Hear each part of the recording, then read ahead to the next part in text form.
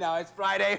What is that? What's that swing? Sorry, Okay, the swing is, I'm actually like, if you look at my shirt, I'm lumberjacking the week. Oh, I'm chopping it down. Let's go. I'm chopping it down. It's over. A very good morning to you. Welcome to your Feel Good Breakfast Show. It's a Friday. We Yes, are officially in weekend mode. Oh, yeah. Some of us earlier than others. I'm not saying anything, but yesterday you were at a killer concert. Yes, there was. There was Right? a little bit of a Kevin Hart. Oh. It was wonderful. Oh, amazing. It was great. All right, all right, all right. Gonna learn today. Yes, it was great. Oh, man, well, you're going to learn about good vibes today. First up on your Feel Good Breakfast Show, Kutle is going to be crossing over live to the set of Upetina Way to Season 3, also known as South Africa's version of Ugly Betty. So we'll be getting an insight into that. And that's going to be fantastic. We love those, actors and actresses. And talking about actresses, we have a Hollywood one as well, and a dancer from Step Up. All right, Brianna Evergan is going to be here, and she's going to show off the moves, going to tell you, in Falskun. Oh, hey, That's it. That's a new I'm just saying, in fact, I can't wait to hear an American individual say Falskun. It's going to be Falskun. amazing. Certainly very memorable. And then finally, we get a sneak peek of Formula E that is taking place in Cape Town. This all by chairman and co-founder of the E movement, Ian Banner. This is a very exciting time to be in this city right now. Formula. I was actually, for the longest time, I was driving past that restaurant, the fast food restaurant at that big circle in Greenpoint. Yes. And I'd see these blue things all over. I'm like, what's going on? Until somebody said, Formula E's coming to Cape Town. Coming. Like, what? It's happening. It really is. So we got a great show for you. As you can hear, you should go nowhere. Stay right there. We got the great faces. And talking about great faces, I mean, we've got Kat, we've got me, and of course, we've got G as well. This fantastic face. Look at him. My face is yours today, my friend. I absolutely love your beautiful faces, and you at home, welcome to it. Yes, we're going to turn Cape Town into a racetrack. It's going to be amazing. And we have the queen of Step Up here. Now, I think we undersold her, because Brianna's not just a dancer. She's like the dancer, okay? And she is here to move for you. So if you're inspired by her, inspired by any movement, what is your favorite dance to get into? It's the weekend, baby, and we are dancing our way into it with Brianna. We want you to let us know what your favorite dance show is, and maybe, just maybe, give us a taste of some of them moves. We'd love to see them. You can send us a voice note or send us a video, 063 408 8863. In fact, if you want to chat about anything this morning, you can do that. Roy Simpson stepped in to chat about the headlines in just a moment. And yes, we'll get into all of the sporting headlines after we've broached the day's news. And Carla's got the latest on the front pages. Let's get into that. Let's get right into it. Starting with national news, President Cyril Ramaphosa says there's no way the Kusile and Madupi power stations can be closed. During his reply to the State of the Nation address, he said that South Africa cannot do without coal as a source of power generation anytime soon. He said 80% of South Africa's electricity currently came from coal-fired power stations. Ramaphosa also assured the opposition that the state of emergency over the energy crisis will be used to eliminate unnecessary bureaucratic obstacles which prevent new generation capacity from being urgently added to the power grid. Now, the death toll in the bus accident on the N1 near Louis Trichardt in Limpopo has risen to 22 after the body of a man was found by passers-by. The man had been missing since the accident on Monday when a bus collided with an oncoming transit vehicle and ended up in a river. 10 people were admitted to hospital in a critical condition, along with some 50 other injured. Meanwhile, the Department of Social Development in Limpopo has sent a team of social workers to assist families of the victims. Now, internationally, just outside our borders, in fact, Zambia's President Hakainde Hichilema says the country needs to double its power generation to grow the economy. A recently released national development plan and green paper hopes to achieve this feat by 2030. The country, Africa's second largest copper producer, has an electricity generation capacity of 3,500 megawatts and last month signed a $2 billion deal with the United Arab Emirates to build solar plants. Zambia's power supplier, the Copperbelt Energy Corporation, said the country has the potential to become a hub for regional power trade. The financial services company JP Morgan, meanwhile, says the direct cost of the damage to structures after last week's devastating earthquake in Turkey could amount to $25 billion. This is about 2.5% of Turkey's gross domestic product. Now, the death toll in Turkey and Syria has meanwhile risen to almost 43,000. Search and rescue work continues with a 17-year-old girl found alive today in the rubble of an apartment building more than 10 days after the earthquake. She was trapped under the debris for 248 hours. The National Commissioner of Police, the SAPS, and that's General Fani Masola, has praised the organization's K9 search and rescue team that was deployed to Turkey for their recovery efforts. Now, the team consists of 5 K9 dogs and their handlers and a team leader. Now, sniffer dogs Donna and Optimus have been hailed national heroes after finding an 80-year-old woman alive in the Turkey rubble almost 8 days after the deadly earthquakes. The death toll in the earthquakes is now almost 43,000. Masemola commended the following members for representing South Africa with great pride. Team leader, Brigadier Vimla Moodley, current Eastern Cape Chief of Police Emergency Services, and the K9 Unit Search and Rescue Handlers. Warrant Officer Tanadia Gous from Lindenburg, Warrant Officer Martin Band from Benoni, Warrant Officer Keegan Naidu from Johannesburg, Warrant Officer Len Willemse from Pretoria, and Sergeant Jennifer Seleka from Mahikeng. Masemola said they had displayed commitment and dedication to the cause of serving. They will be back in South Africa tomorrow, and definitely we should be there for a hero's welcome. That's it for news for now. Sport is standing by for you. Here's Graham.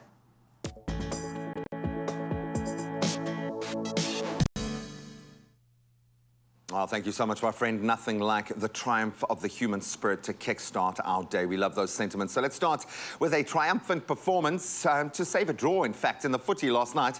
Let's start with that one. Manchester United and Barcelona contested a thrilling first-leg draw at the Nou Camp to leave their Europa League playoff tie finally poised. So Xavi's men, they grabbed the opener when Marcos Alonso headed in from the back post and was from Rapino's corner. Then United responded immediately through Marcus Rashford as he slipped in to finish at the near post. And Eric Ten Hag's side turned the game around as Rashford's cross was then turned into his own net by Jules Kounde.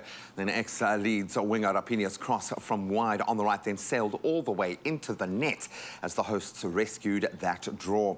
Then on to cricketing news, and this one comes as a bit of a shock this morning. Proteas test batter Tianus de Bruin surprisingly has announced his retirement from international cricket. The 30-year-old, who made his international debut against Sri Lanka in a T20 back in 2017, has played 13 tests and 2 T20s for the Proteas. Last year, he made his return to the national side after a 3-year absence after a stellar domestic season with the Titans. And his last appearance for his country came in last year's Boxing Day test, where he scored 12 and 28 against Australia at the Melbourne Cricket Ground. Sad to see him leaving the fold.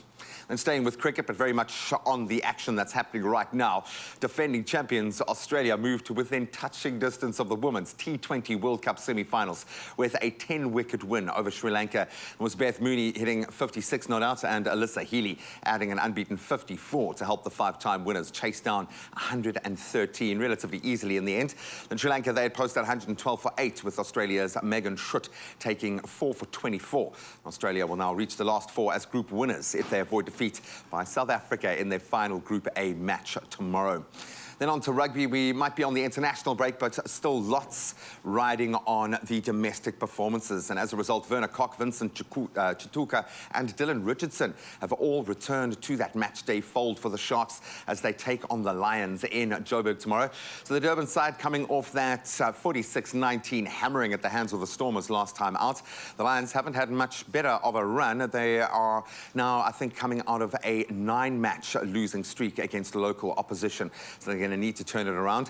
The Stormers, they'll be taking on the Bulls in tomorrow's other SA derby. On the Cape side, they played their 3 most recent matches away from home, which has been a bit of a fortress for them, losing 2 of them. The Bulls, on the other hand, they have not lost at home since February of last year. So expect a war of attrition, but we'll love it. And that's where we leave our sport for now. We'll continue to delve a little deeper into those news headlines with Roy Simpson in just a moment. Right now, Kat's got the latest on the weekend weather front.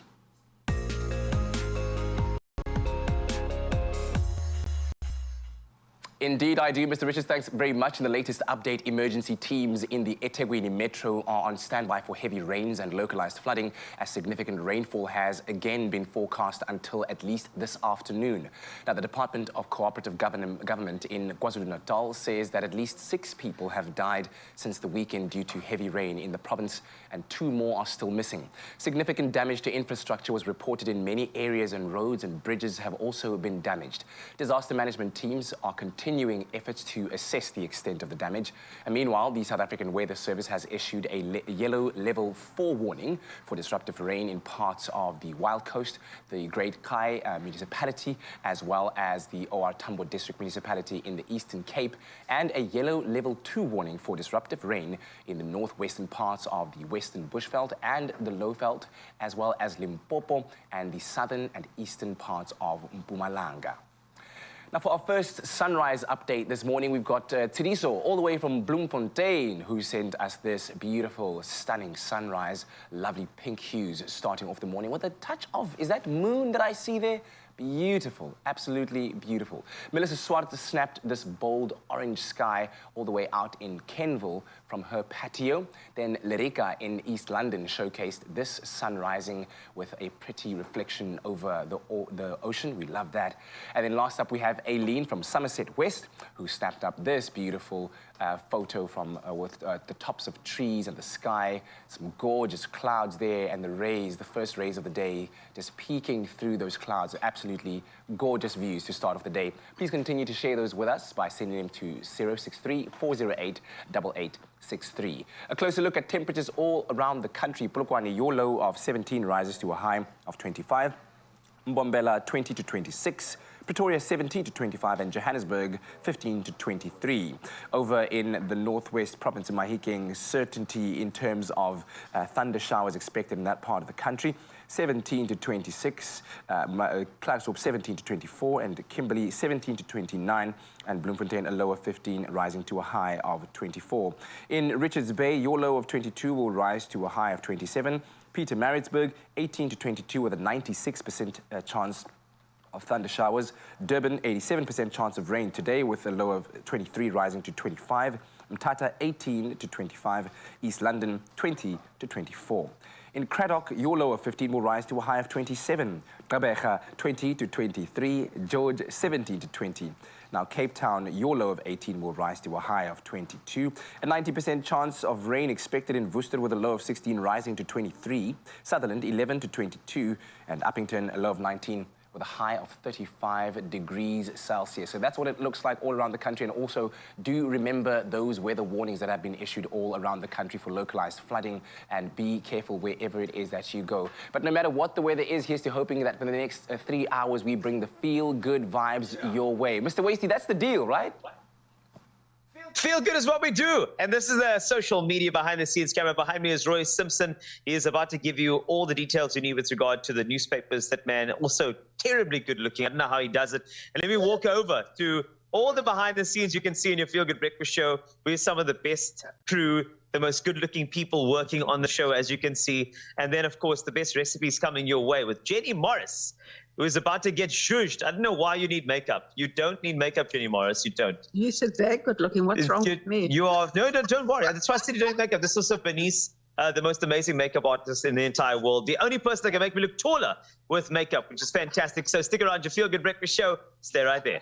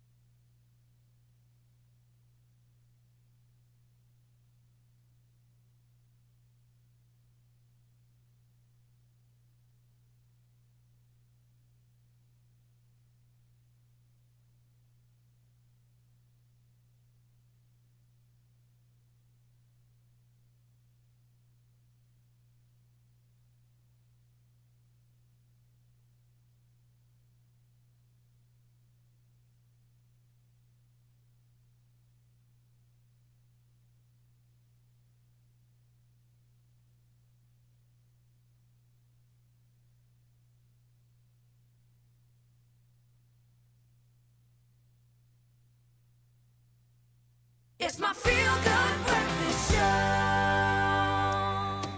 Just after 6:15 on this Friday morning, it is your Feel Good Breakfast Show Expresso on S3, and it's time for us to give you a dose of the latest stories from the front pages of Mzansi's newspapers. And of course, we're back with seasoned news editor Roy Simpson, who's terribly good looking, I've learned this morning, as we discuss some of the biggest headlines of the past week that have gotten the nation talking. And we do encourage you to join in on the discussion by sending in your voice notes to 063 408 8863. Good to see you, Roy. Morning, thank you. Lots to discuss. The debate around SONA, State of the Nation address, has been everywhere, especially the introduction of a Minister of Electricity that we seem to still not know his or her identity at this current moment. What's the status right now in that department? Well, that's the thing, isn't it? Is that we had this speech, the State of the Nation address, a week ago, during which they rushed through the state of disaster. Government printers were very quickly there with the Government Gazette. It was really, really important that we moved on this thing terribly quickly. And now it's been a week, and there's been this debate in Parliament. There's been this opportunity to quiz the president about what his intentions were, to try and unpack what he meant, and then to get an answer from him. And I'm afraid that a week later, and 2 days of debate later, and we don't really have the clarity we're looking for. We still don't know what the state of disaster looks like. We've been given this amorphous answer of bureaucratic hurdles will be removed. I mean, that's empty, that's meaningless, that really doesn't give us any direction. And I mean, people are poking fun about the Minister of Electricity, left, right, and centre. Yeah. And part Some of people who shouldn't be poking fun are also doing that, okay. And part of the problem is that we still don't know. We haven't been given clear indications. We certainly don't know who it is, and we're not entirely sure what their portfolio is going to look like. In fact, Gwede Mantashe was about the only one in the debate to give us any hint about what to expect on that, and his position was that this person is a project manager. Right. Even though they have an official title such as Minister of, Absolutely. you don't assume that that would be a temporary position. Or just, you know, like project manager is definitely a little derogatory. I think it also signals that he, as a minister, has no intention of letting this person into his turf. Right. So right. the turf war's already being laid out. He's out there, you know, It speaks prancing around. to a whole lot of underlying conversations that might be had behind closed doors that we're not privy to. And then to add insult to injury, we have a second state of disaster that, of course, has been declared as a result of the weather that we've been seeing all across the country that has taken lives, that has seen people lose their livelihoods and their homes. Absolutely devastating. So that has just worsened matters, hasn't it? It has, and a very unusual situation to have two states of disaster running simultaneously.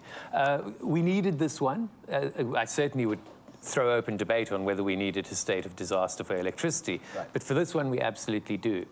If you look at sort of maps of where places are affected, man, you're looking at probably about 30% of the surface area of South Africa is affected by these floods.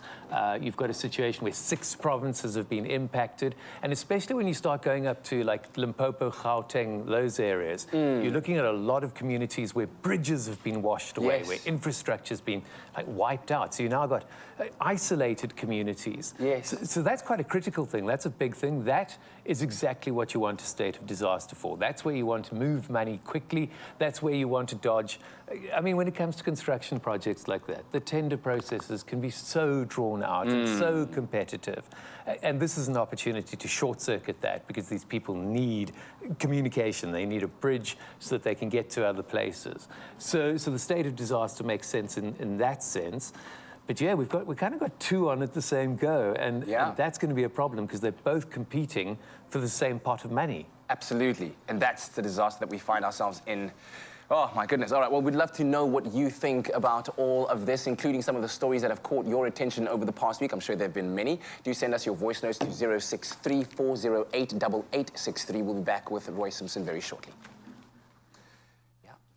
Thank you so much, gentlemen. In other breaking news, Jenny is on standby in the kitchen to share all the baking hacks you will ever need. And whether you are a self-professed baker or a complete novice, a few of Mama Jenny's baking tips are guaranteed to impress. So roll up those culinary sleeves right now and get ready to spread more baking love with your loved ones. And Jenny is my loved one because you provide the hacks. I suppose you've got this kind of body of work where you've tried and tested everything. You've made all the mistakes, so you've found the way. Now you can share the successes. So I'm going to start right on the end there. You see a jug of hot water. I know you were curious later. You thought you were getting a foot spa. I was hoping for a little rub, something nice. Baby. Well, we're going to rub this side, but that side's not for your feet. Just so you have this gorgeous cake. You get these very over-decorated cakes, and they're stunning. You think, Insta cakes, where you're like, wow. No, but how do you cut them? And? So heat your knife up. Get them in the water, and then you can just slice through that icing. And then that same hot knife you can bring to our wonderful Mama Bake. Mama Bake, and if you have a look over here, you're going to see and cut beautifully, because normally otherwise you cut through and it goes at an angle. Yeah. And then I come to this gorgeous cake. Did you drop your cake? No, darling, I didn't drop the cake. You just been nasty. I'm being cheeky, yeah. I've been naughty. No, for icing, because the surface here is very uneven. So if one just does this and that. Oh, and if you're layering... You have a really beautiful flat surface.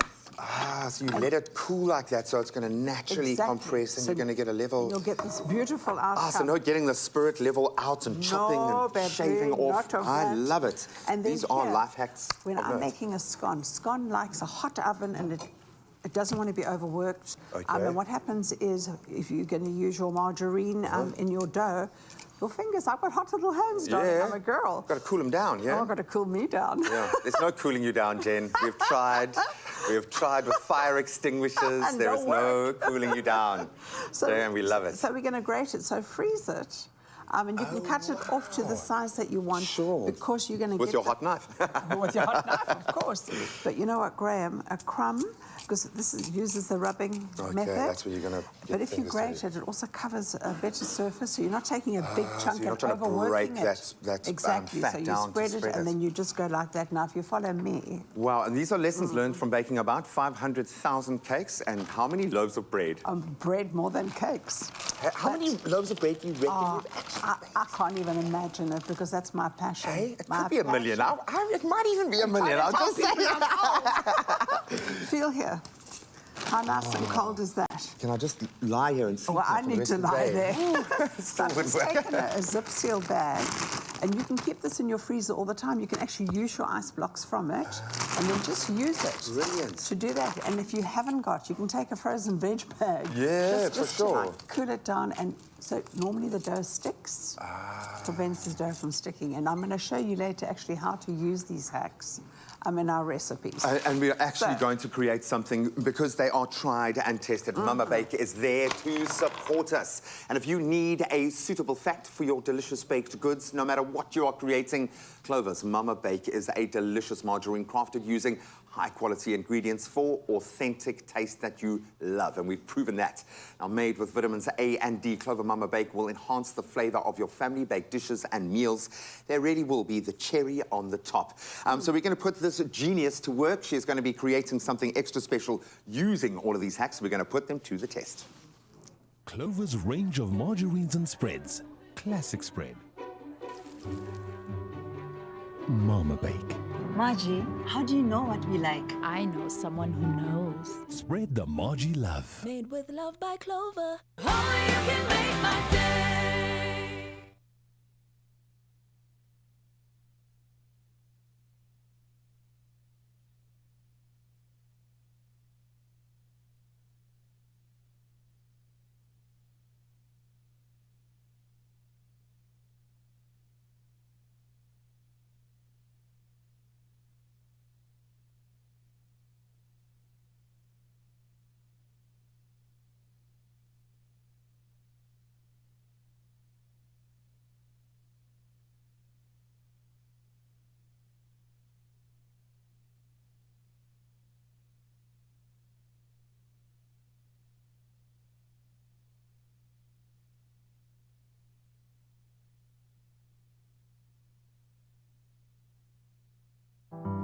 One, two, one.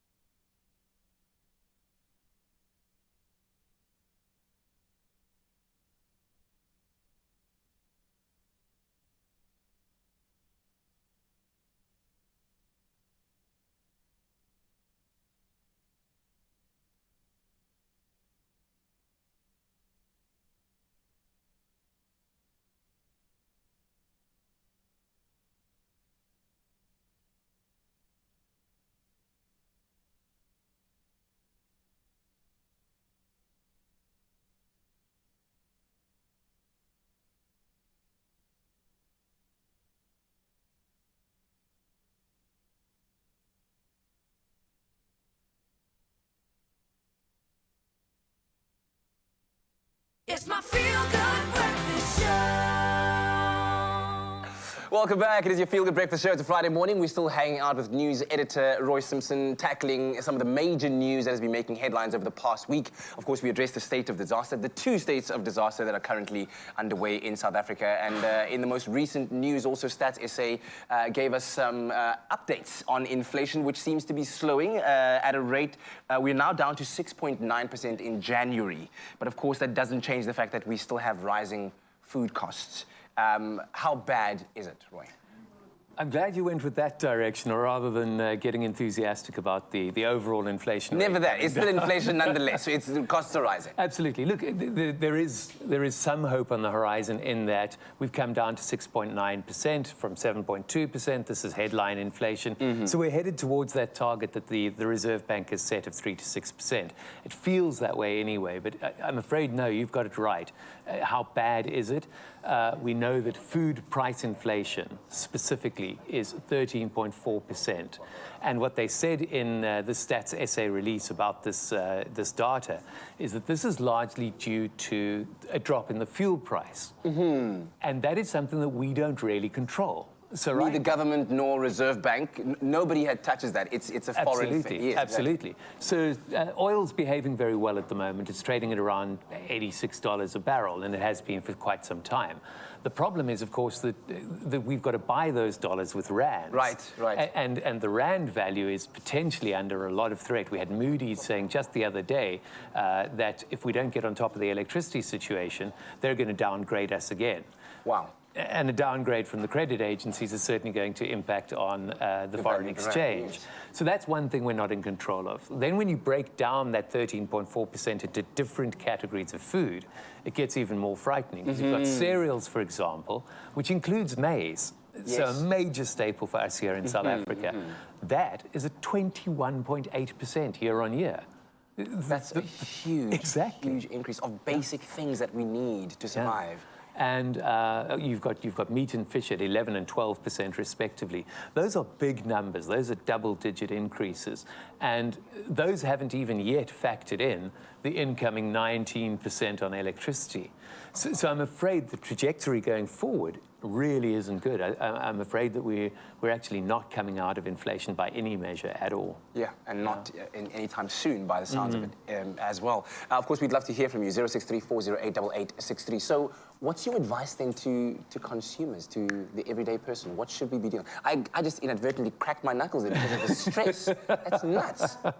No, I think we're all there. It's just this background thing that we're all aware of is that the money in our pocket is getting to be worth less and less. And that is something that's real. We're experiencing that. We're going into the supermarket. We're experiencing that inflation.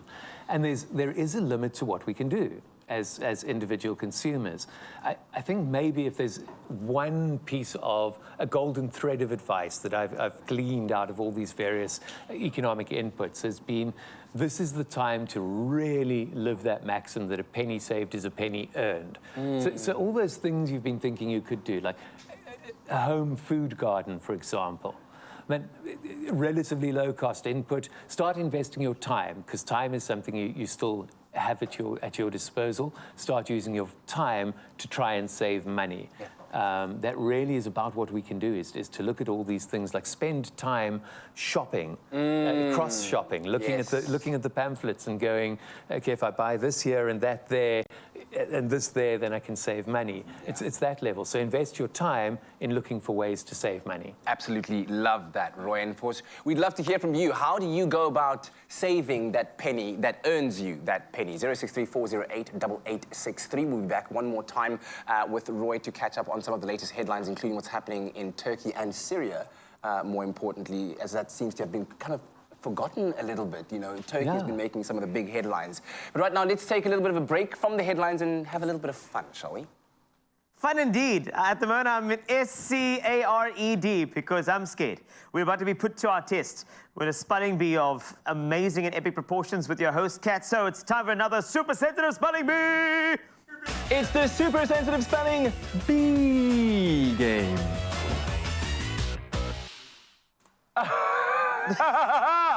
Yes, finally, Yo. in the host's seat. Yo, Aina. I don't think you understand how stressed I was last time when I had to spell in front of the country. But of course, we have a very, very special competitor. Senor Carlito. Yes. Firstly, how confident are you that you can do this? I'm not confident at all. The thing is, the other day, when I was the host of this, I was like, yo, I'm so glad it's not me. And Amazing. then somebody heard me in my head. And now it's me. So I present to you your challenger. He is the current Cape Flat Spelling Bee champion. What? Ladies and gentlemen. No. Lukman Adams. Yes. Yes. Katie man. Look at it. He's in. Yo, and you got mule pants on as well. This is gonna. What? Yes. He's got the classroom chic look going. Okay. Yes. Here's the vibe. We've got 3 rounds, right? Yeah. 3 tooth-sensitive trigger foods in front of you. Okay. 3 sets of words for each contender of varying length and varying difficulty that you will need to spell correctly before the entire nation Lord. as they observe the results of your educational exploits. All right, are you ready? Educational experience. Today's theme is places in South Africa. Come Yes, yeah. on. Would you like to decide on who goes first between the two of you? You know, Always. welcome to your Always. feel-good breakfast show. Thank you so much. Yes. All right, Big fan. The first, we're gonna have heat to trigger your teeth, just to kind of take the attention away from that part of your brain that focuses on spelling, right? You're gonna take a bite of the hot sausage and you'll spell Thank you. You gave me a fork. the word. Never Okay. get forks. You're gonna go first? Thank you. Here we go. Big bite, chew it.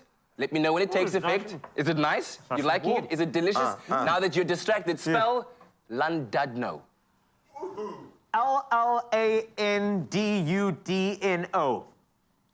Oh! That is correct. That is correct. Landudno. Please give him.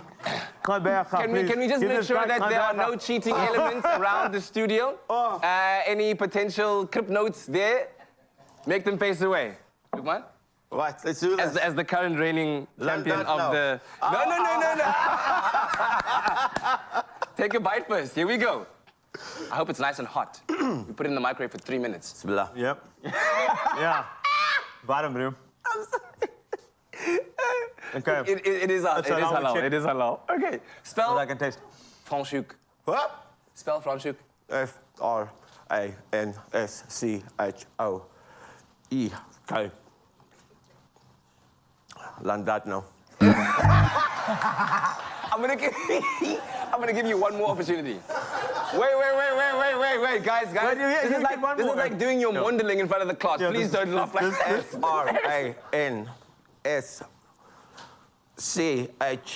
F-R-A-N-S-C-H-O-E-K. Close. It's close, but you missed an H. Because H. first it's French, H. and then it's the hook. It's a silent H. You know, the French do you like that? Okay. True. Next one, something sweet to tantalize your taste buds. Yeah. Kalwesi? Yes, my Please brother. take a big block Okay. of white chocolate. There we go. Is it delicious? Oh, it is very nice. Is it distracting you yet? Yes, beautiful. lost. Okay. While you're in that zone, spell Kabeja. Oh, you see this one? Look me in my eyes. GQ Yes. E Yes. R B Z. E Y. RHA. No. No. Okay, I want to give you one more opportunity. No, to botch it. That's fine. Yes, take it, go. I'll do Ladando again. Okay, sorry. Kabeja. Okay. I know. Can I spell it backwards? A-H? Yeah. Okay, no, it's fine. GQ. Yes. That's all I know. Go. Okay. Then there's an E. Yes. Okay. And then there's an R. Okay. And then there's why are you getting the H? No. So you see that you are on your way to spelling Gerber. Yes. Gerber. Because I was doing the posh. There's a place. There's That's estate. pretty much. Yes. Okay, that's no points there. Okay, sir, chocolate. Eat that chocolate. Big brother. one. Big one. Yes, You know sir. what you know what it tastes like? It tastes just like failure. I'm so savage. All right, okay. Is it delicious? All of it? beautiful. All of it in your mouth? Yeah? Okay. Spell Graaf Reinet. G-A-A-F. G-A-A-A-F. G-R-A-A. F-R-E-I-N-E-T. You missed another F as well. All right, The let's go. silent F. Last round, lemon, something sour. Scarlito, take Yes. your wedge. Okay. Get it in between your teeth. Bite. Get that sourness. Yeah! How's that taste? Beautiful. On that note, that's not going to stop you from participating. Here we go. Spell bronkhorstspruit. Yep. Bronkhorstspruit. Yes. B-R-O-N-K. That's bronk. O-R-S. And then Spread. No. Yeah. Go again. Go again. Bronkhorstspruit. Go. B-R-O-N-K. H-O-R-S. S-P-R-U-I-T. Oh, you missed the T. You missed the horse. Okay. T. Look mine. Look mine. Go. I'm Look sorry. mine. I'm sorry. Go for it. Go for it. Go. Here we go. Yes, is it lekker? Is it lekker? Spel vereniging. V-E-R-I-N.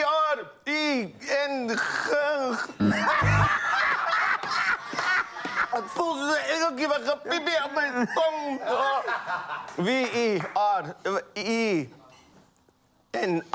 V-E-R-I-N-I-G-I-N. Ah, man, nee. Het is een vereniging. Okay. Vereniging. Let's give him a round of applause. Thank you so much. Thank you. I don't know if we have an official winner of that No, we do round. not. I'm going to let you decide at home. But anyway, if you have sensitivity,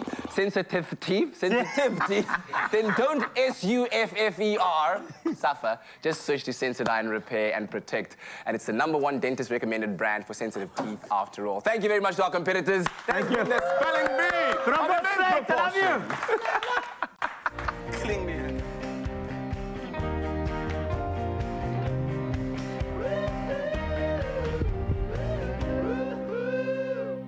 Only you can make my day.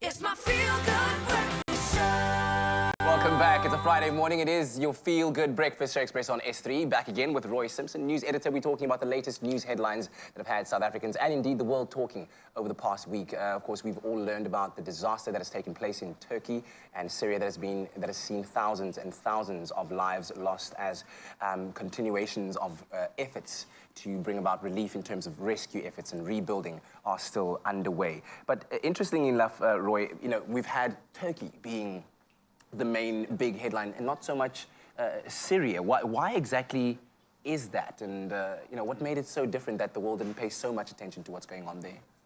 I'm afraid it's the situation on the ground. And Syria, particularly given that the epicenter of this was in Gaziantep, which is quite close to the Syrian border. So you're looking at sort of the northwestern sections of Syria. Right. And those are the sections that are contested militarily. There's a hot war running there.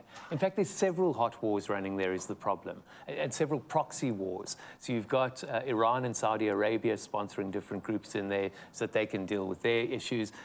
Russia and America both sponsoring groups there, including groups that are aligned with Al-Qaeda and ISIS. Wow. It's really messy. You've got the Turkish in there themselves. You've got the Kurdish separatists there. So you've got all of these different competing groups. They're all armed to the teeth. They're all shooting at each other. And their allegiances and alliances keep shifting as well. So a very messy space. Plus, of course, you've got Syria's government itself, headed by Bashar al-Assad. And the West, which has been supplying aid to this area for quite some time anyway. It is their considered opinion, they're absolutely convinced that Bashar al-Assad has used chemical weapons against his own people in the civil war. So they refuse to have any truck with him at all. And so there's been one border crossing between Syria and Turkey. There's no aid coming through Syria itself into that northwestern section. So it's a complete mess. And there are very few news channels left there. The people, having people on the ground is very dangerous. So we're not getting the news. So we're not hearing about what's happening in Syria. That's also sort of taking the pressure off the need to get aid there. Everyone's talking Turkey, and so everyone's giving money for Turkey, and everything's going to Turkey. Syria wasn't in that position. So yeah, it's really been unfortunate in that sense. Yeah, and one would hope that something like that would change very soon so that the people on the ground could get the aid that they need. But in other international news as well, Russia, they are looking like they might not be headed to the Olympic Games because 35 countries have made it their official position that they would like to see Russian athletes banned from the Olympic Games. What's the latest there, and how are athletes responding to this in particular? The latest there is that movement is definitely in place, that Russia and Belarus shouldn't be at the Olympics as official countries.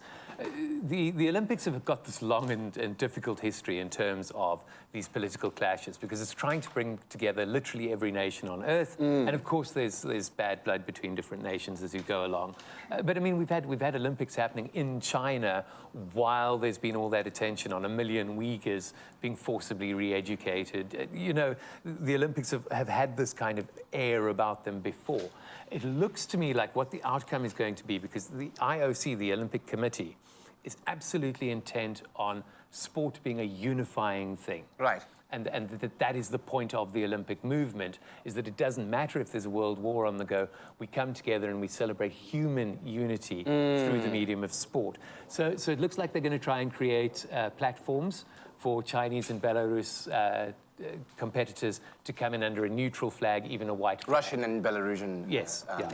So they'll compete, but as individuals, and not under a national banner, not under a flag. I guess then, still in keeping with the celebration of humanity, let's take away the flags. Correct. There's one way of looking at it. Roy, thank you very much. And of course, this comes at the same time that the FIA, of course, Formula One's governing body, encouraging athletes or participants in the Formula One to stay away from making religious or personal or political comments. And I wonder what your opinion thereof might be, because these people are in positions of influence.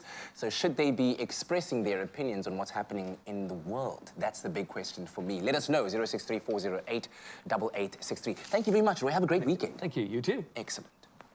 I love Roy Simpson. His stage name is Roy Boss because he spills the tea, but we'll move on for now. Following last year's sold-out Valentine's concert, Romance Under the Stars, a Peninsula School Feeding Association, in partnership with Outside the Bowl Africa, have announced their Romance Under the Stars Volume 2, taking place at the beautiful Ashanti Wine Estate in Paarl. It'll be Saturday, 18 February at 6. I got Lauren Erasmus, one of the individuals who'll be singing the Pearl of Paarl, the Parel van Parel. Oh, my word.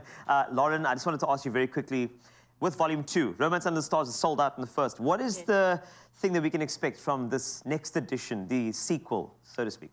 Oh no, you can just expect an amazing afternoon. Yeah. Picnic on the lawn with Jared Ricketts, Donvino Prince, Anu Abrams, and a wonderful band that we put together. And you? And myself. Okay, Yes. I feel like we need just a little touch of something. So here's a fantastic Ek Verlang Na Jou performance with a bit of sprookjes thrown in the middle over there. Enjoy. It's your Feel Good Breakfast Show.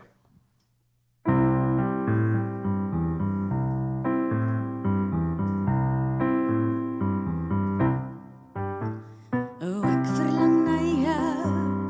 Ek verlang omdat ek baie van jou hou. So verlang ek as die son en die maan en die wind en die wolke oor jou gaan. Verlang jy ook na my, daar waar jy nou in die verre lande bly.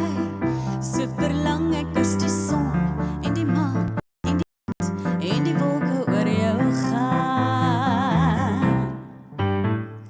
Want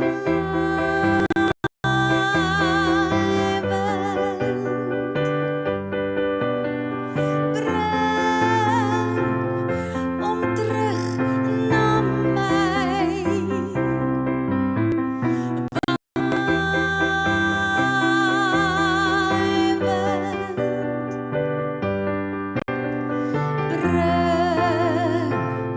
Om terug na my. Oh, ek verlang na jou. Ek verlang omdat ek baie van jou hou. So verlang ek as die son en die maan en die wind en die wolke oor jou gaan. Verlang jy ook na my, daar waar jy nou in die verre lande bly. So verlang ek as die son en die maan en die wind en die wolke oor jou gaan.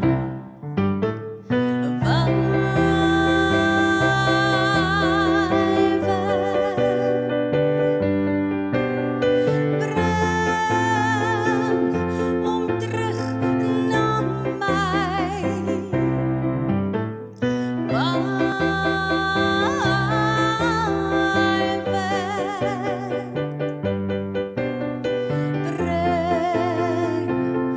Om terug na my.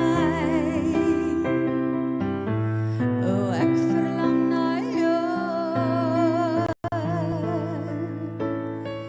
Daar's 'n park in my tuisdorp ver weg van die stad se lawaai, waar die kinders na skool in die middag gaan speel en baljaar. En eendag sien ek 'n klein dogtertjie stokselalee, met traantjies wat rol oor haar sproet gesiggie. En ek sê spruitjies, liefling, daar's 'n reënboog in jou oog. Wil jy graag 'n groot geheim? Almal wil graag soos jy wees, want jy is pragtig, lieflik.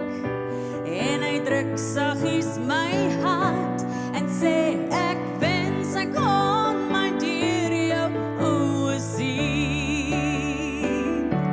En ek sê spruitjies, liefling, daar's 'n reënboog in jou oog.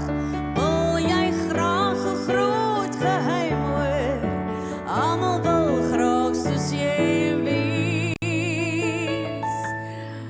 want julle daar by die huis is absoluut pragtig, lieflik. En hy druk saggies my hand.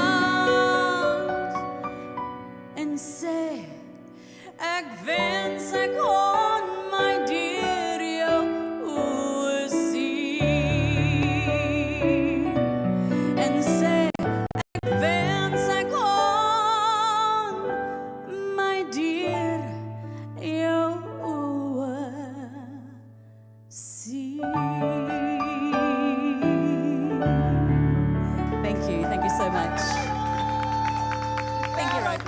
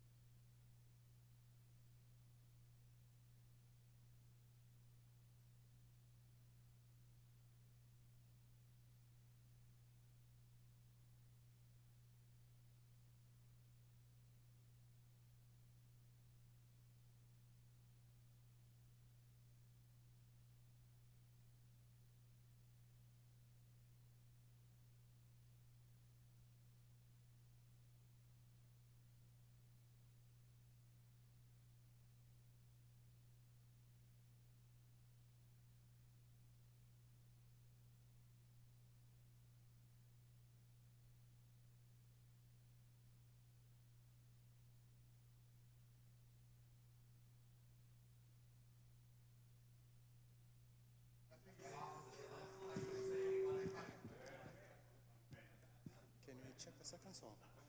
Are you on it, the second song?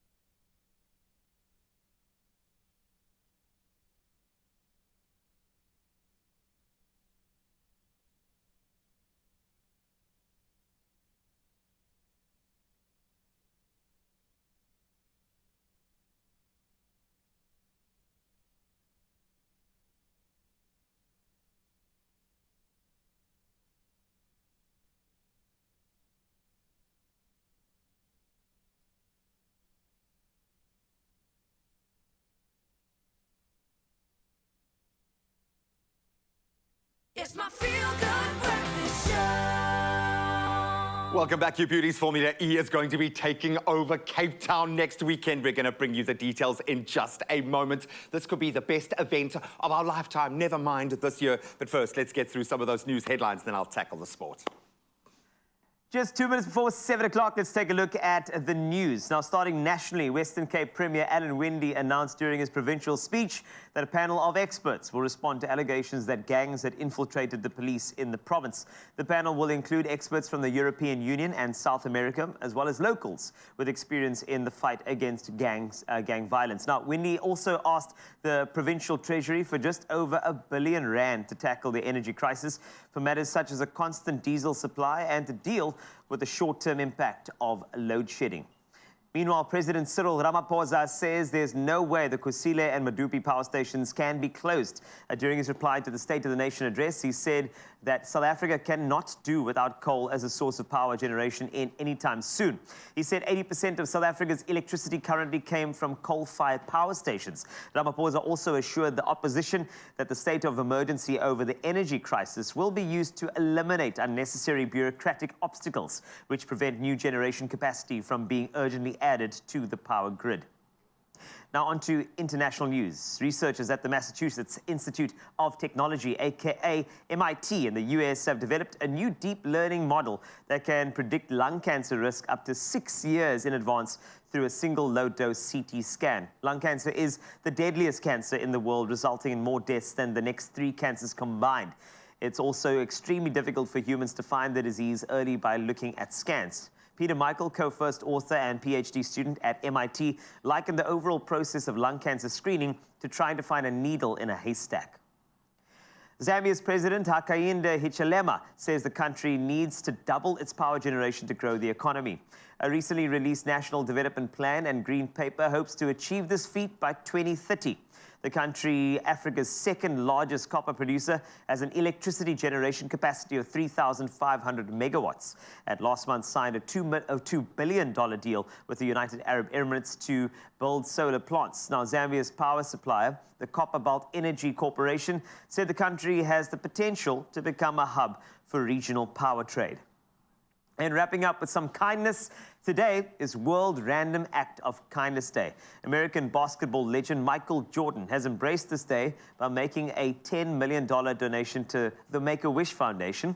This is the largest donation ever received from an individual in its history. Moreover, Jordan turns 60 today, and he hopes that his decision to celebrate his birthday by donating to Make-A-Wish will inspire others to help fulfill the requests of the kids still waiting for their wishes to come true. He said, and I quote, "For the past 34 years, it's been an honor to partner with Make-A-Wish and help bring a smile and happiness to so many kids." Jordan has, in fact, granted hundreds of wishes to children all over the world. He has made life-changing impacts on these kids and their families. The legendary sportsman said he couldn't think of a better birthday gift than seeing others joining him in supporting Make-A-Wish so that each and every child could experience the magic of having their wish come true. That's it from the news desk for now. Another update on 1 hour. We've got sport for you. Here's Chi.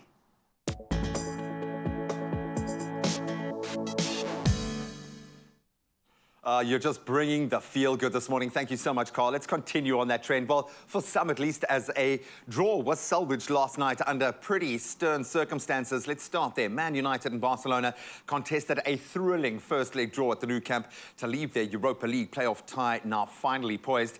Javi's men, they grabbed the opener when Marcos Alonso headed in at the back post from Rapinha's corner. Then United responded immediately through Marcus Rashford as he slipped in a finish at the near post. Then Eric Ten Hag's side, they turned the game around as Rashford's cross was then turned into his own net by Jules Kounde. An ex-Leeds winger Rapinha's cross from wide on the right side then sailed all the way into the net as the hosts were able to rescue that draw. Now, rather shocking news this morning on the cricketing front from a South African perspective. Proteas test batter Theunis de Bruin, recently back in the fold, has now surprisingly announced his retirement from international cricket. The 30-year-old, who made his international debut against Sri Lanka in a T20 back in 2017, played 13 tests and 2 T20s for the Proteas. Last year, he made his return to that national side after a 3-year absence after a stellar domestic season with the Titans. His last appearance for his country came in last year's Boxing Day test, where he scored 12 and 28 against Australia at the famous Melbourne Cricket Ground. Then on to cricketing action playing out currently on local shores. Oh, they're looking strong. Defending champions Australia moved to within touching distance now of the Women's T20 World Cup semi-finals, with a convincing 10-wicket win over Sri Lanka yesterday. It was Beth Mooney hitting 56 not out and Alyssa Healy adding an unbeaten 54 to help the 5-time winners chase down 113. So Sri Lanka had posted that 112 for 8, with Australia's Megan Schutt taking 4 for 24. So Australia will reach the last 4 as group winners if they avoid defeat at the hands of South Africa. And of course, they play the Proteas ladies in their final Group A match tomorrow. And we might be in an international rugby break, but for the local teams, it's certainly heating up. And as a result, Werner Koch, Vincent Chatuka and Dylan Richardson have all returned to the matchday fold for the Sharks as they take on the Lions in Joburg tomorrow. Now, the Durban side, they'll be hurting coming off that 46-19 drumming at the hands of the Stormers last time out. Well, the Lions, they've also lost their last 9 matches against local opposition, so both teams with a point to prove. And the Stormers, they'll want to ride that form as they take on the Bulls tomorrow in the other SA derby. The Cape Side, they played their 3 most recent matches away from home, losing 2 of them. We know that they are very strong at home, but the Bulls, on the other hand, they have not lost at home since February of 2022, so it's going to be a mountain to climb, but we are here for that. That's a wrap of your sport for now. As you head off work, let's get you there safely. Kat's got the latest out on the roads.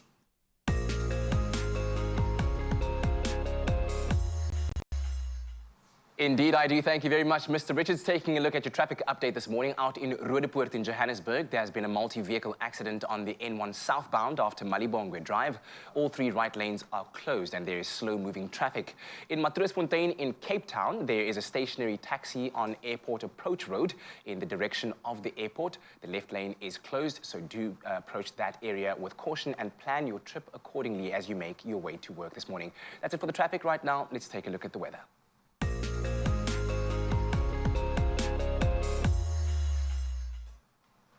Now, news from way up north on the African continent. A gigantic plume of dust from the Sahara Desert is threatening to sweep through half of Cameroon. Authorities have warned that this could cause road accidents due to reduced visibility, as well as respiratory diseases. Now, people are urged to protect their eyes and noses appropriately. The plume of dust is currently crossing Cameroon's far north region and could reach 4 other regions in the coming days. Cameroon regularly experiences dust storms from the Sahara that cross the country from the far north to the south. Now, it's interesting to know that it actually plays a major role in Earth's climate and biological systems. As dust is rich in iron and other minerals that plants and phytoplankton need, it provides natural fertilizer for ocean ecosystems. And of course, with winter and spring storms, the Saharan desert often ends up fertilizing the nutrient-poor soils of the Amazon rainforest. Now, the Sahara Desert is by far known as the Earth's largest source of airborne dust. From that very intriguing news to some very beautiful sunrise pictures that we'd love to share with you right now at 7 a.m. We say thank you very much to Rena out in East London who sent out this shot of a bold sun peeking over the homes there in East London. Thank you so much for that. Then Famida in Westville shared this sunrise before she gets into her car. This is a beautiful, glorious pink tones in the sky. Zenobia out in Tsitsikamma woke up very, very early to enjoy a fresh morning walk and caught a picture of the green grass outside her home. We really do appreciate that. And last up, we've got a blissful time-lapse sent in from Verity Barnes. And this is all the way out in Riebeek West. Look at those clouds and the wind, of course. A beautiful way of capturing what is the start of a brand new day. We certainly love that. Please continue to share those videos and images with us by sending them to 063 408 8863. A closer look at temperatures all around the country. Polokwane, a low of 17, will rise to a high of 25. Mbombela, 20 to 26. Pretoria, 17 to 25. And Johannesburg, a low of 15 and a high of 23. Out in Mahikeng, you can certainly expect rain today, with a low of 17 rising to a high of 26. Klerksdorp, 17 to 24. Kimberley, 17 to 29. And Bloemfontein, a low of 15, rising up to a high of 24. An 80% chance of rain expected in Richards Bay, with a low of 22 rising to a high of 27. Even more is the chance of rain expected in Pietermaritzburg, 96%, and a low of 18 to a high of 22. Durban, 23 to 25, and Mthatha, 18 to 25. In East London, a low of 20 will rise to a maximum of 24 degrees Celsius. Cradock, 15 to 27. Gqeberha, 20 to 23. And George, a low of 17 and a high of 20 degrees Celsius. In Cape Town, your low of 18 will rise to a high of 22. A 90% chance of rain expected out in Worcester, with a low of 16 rising to 23. Sutherland, 11 to 22. And Uppington, 19 to a maximum of 35 degrees Celsius. And that's what you can expect in terms of temperatures all across the country. But here's to hoping it's going to be a feel-good Friday. Having a bit of a chuckle because I'm not quite sure what Carl was doing right now. What move was that, man? I was getting ready for like, me, because we've got some entertainment for you in your Feel Good Breakfast show. The thing is, when it comes to guests on the show, we've decided to really step up our game and really go for it. So we got Brianna Evergan, who's here. Collaboration, of course, with Falskun coming up. It's so good. Plus, we've got performers coming out of our ears. It even makes me emo. The fact that we've got so many people here. I'm actually going to cry, but please stay right there if you want to feel this emotion with me for a Friday. It's your Feel Good Breakfast show. Love you, Emo!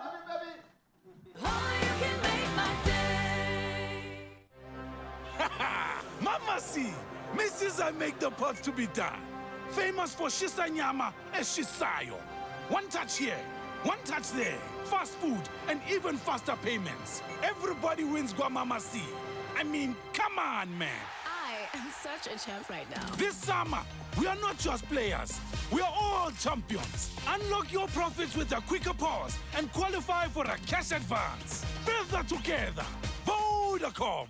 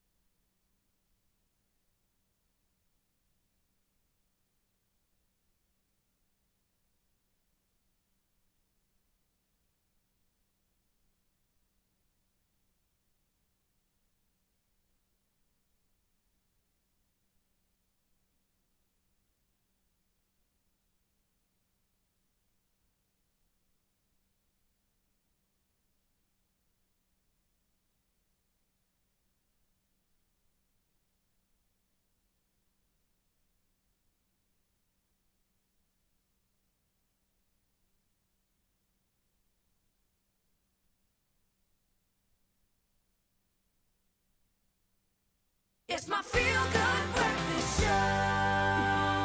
Welcome back, you beauties. Thank you so much for joining us. There is a reason why I am beaming from ear to ear.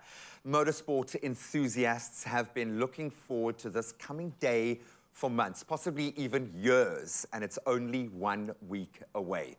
Formula E will take to the streets of Cape Town, our streets, on the 25th of February, and will be the first Formula E race in sub-Saharan Africa. So for the uninitiated, Formula E is a global motorsports championship, a phenom featuring single-seater electric vehicles that go ridiculously fast. And the championship was launched back in 2014, and it has now grown to become undoubtedly one of the most exciting and innovative forms of motorsport, and very much the tip of the spear when it comes to electric. And co-founder and chairperson of the E-movement, who is also beaming from ear to ear, Ian Banner, is with us this morning to chat about, I don't even know what to call this, Ian, a festival of motorsport. It's a race. At its core, it's a fast, intense, hardcore race on the streets of Cape Town. My buddy, do I even need to ask you how excited you are? Congratulations, it's here. How are you feeling? Graham. It's a lovely moment for South Africa. And I can tell you that's a lot of my motivation in doing this was to do... I'm tired of people complaining in this country. Let's make a difference. If everybody just gets out of bed and does one little positive thing every day, I promise you this country will change in a heartbeat. So that's what this is about. It's a movement for good, because behind it all is Go Green Africa, which I'm launching next week. We'll talk about that another time. But the race is a celebration, and as you say, it's the pinnacle of motorsport. People don't realize, well, you've got McLaren and Maserati and Porsche and Jaguar et al., and I'm talking about the team principals that go to Formula One are here too. It's very exciting. Because the time is now. I know the electric conversation in this country is normally very different. When I joke about this being the tip of that electric spear, the world has changed. Why is this the perfect time to do this in Cape Town? Why is this so beneficial for us? Well, I think firstly, we've had to build an enormous amount of infrastructure, and that infrastructure has resulted in job creation. Just a quick example. I had to get barriers and fences built over the Christmas and New Year period. Now, one barrier weighs 4.3 tons. It's a process. That means you've got to get materials in before the Christmas break. People shut down in the construction industry. The factories work 24/7. Cape Concrete doing the barriers, and Quebecer, who is Carl, it was spelt incorrectly earlier, the fences. And 487 tons of steel had to be procured through Max Steel. I was very excited. I went to thank every single worker at both Cape Conchas and Quebecer for their amazing commitment.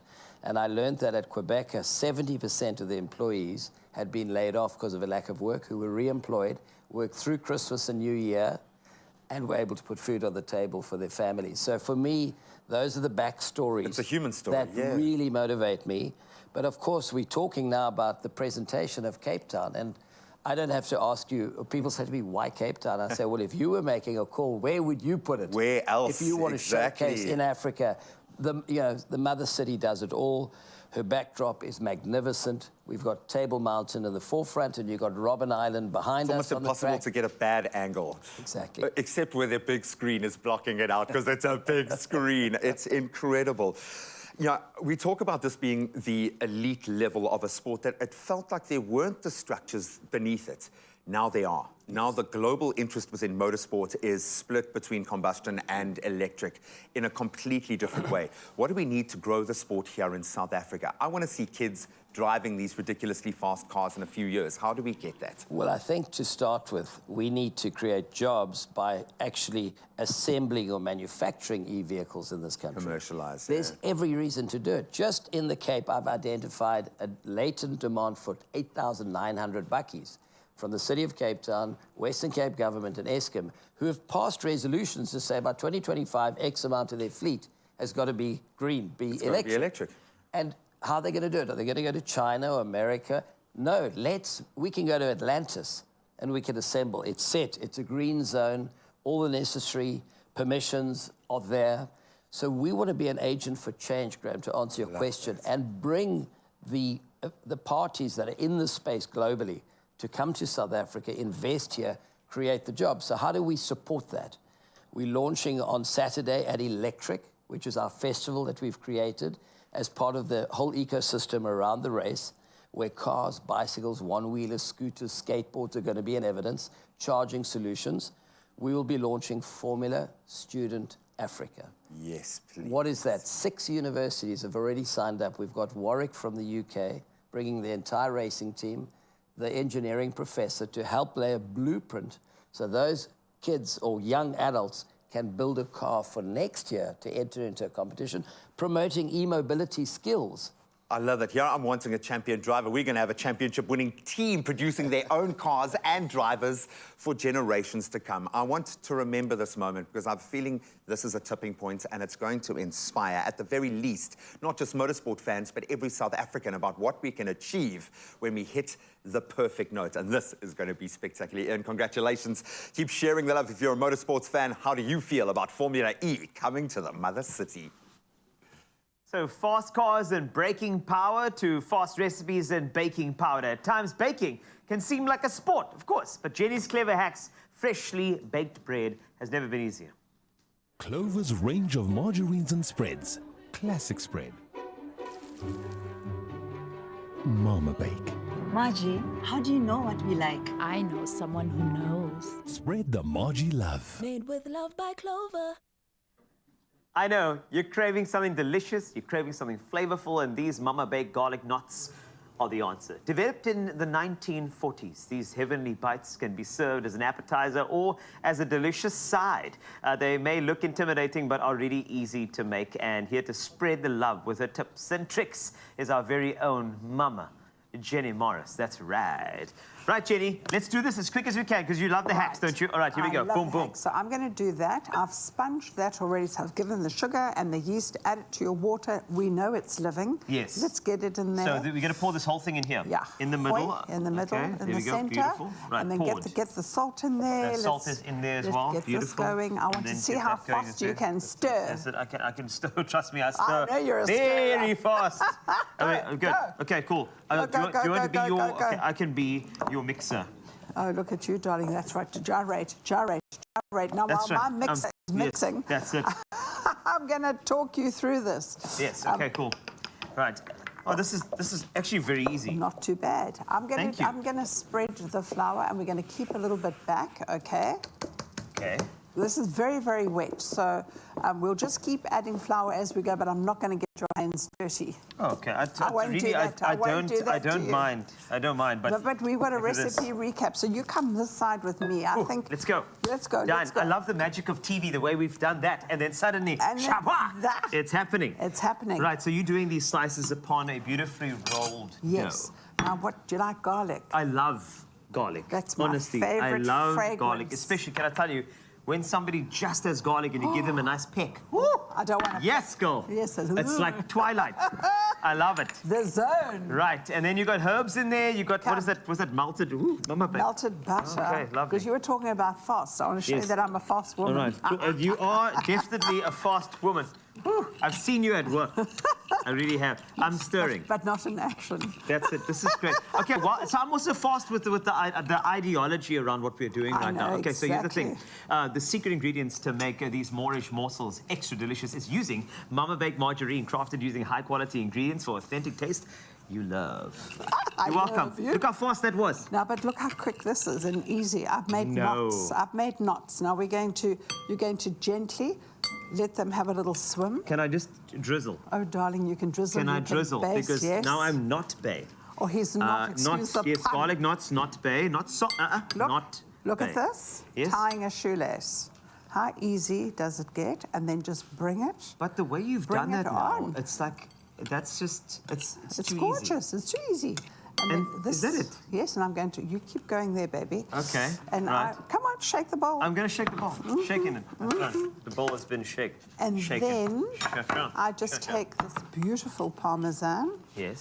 And just stick it all over the top. Love parmesan. And then we're going to whack it into the oven, and I'm going to give you one to try, because you know what? I've made some already. So once again, just make a knot. Make a knot. Like so. Make a knot like such. Just and make a knot. just, make a knot. Like such, and then you go around. In fact, you can do any shape you want. Okay, I would actually braid it.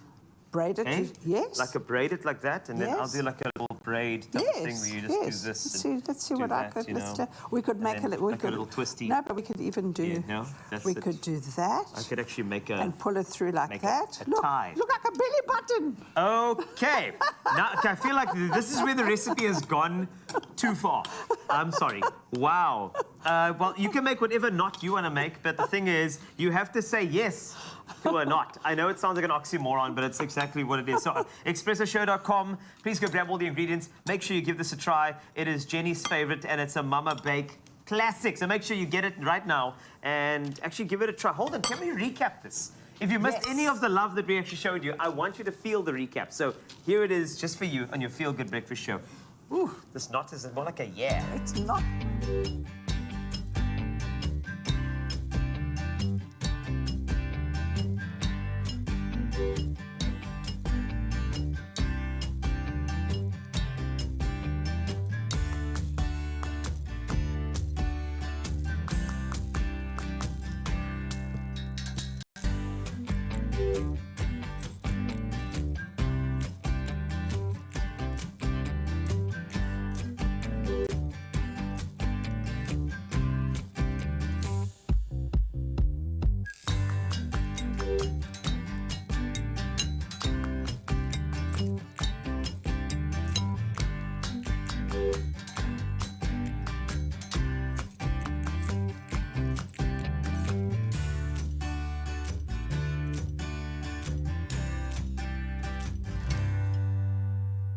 Made with love by Clover.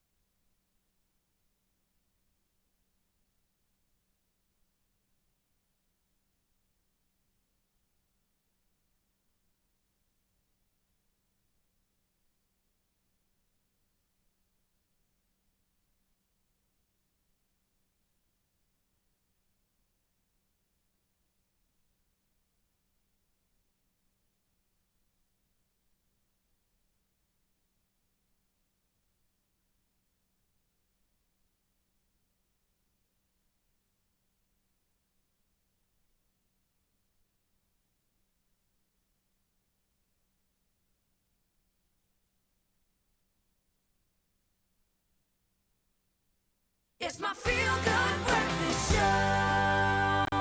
Welcome back. We are back with the incredible Lauren Erasmus and her incredible team about to perform another unforgettable evening, a Romance Under the Stars Volume 2 concert in support of feeding children through the collaboration of Outside the Bowl and the Peninsula School Feeding System. And I've got Patrina and Mark here, who I had the opportunity of connecting with in Paarl, which is amazing. I know both of you do incredible work. Maybe, Mark, I can start with you. Outside the Bowl, it's a calling. It feels like more of a calling than a job. What do you guys do? Well, firstly, thanks so much for the opportunity to be here. It's really special. See the vibe in the studio. As well. You're a part of the vibe today, man. But yeah, it was absolutely a calling. It was a dream I had to feed hungry kids. And we started in earnest in about 2015. And our strategy is to be able to feed 500,000 children a day by 2025. We've produced a high-energy, instant, nutritional porridge, if you like, a meal for kids. We believe kids don't just need to be fed, they need nutrition. Yeah. They need brain food. They need to be that nurtured. can enable them to become the next leaders of our country.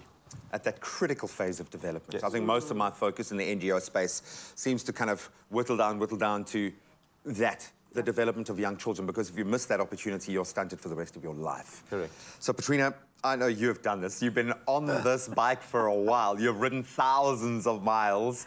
How important is it to have the Nurs and the Laurens and these incredible artists, these sorts of collaborations for the work that you do?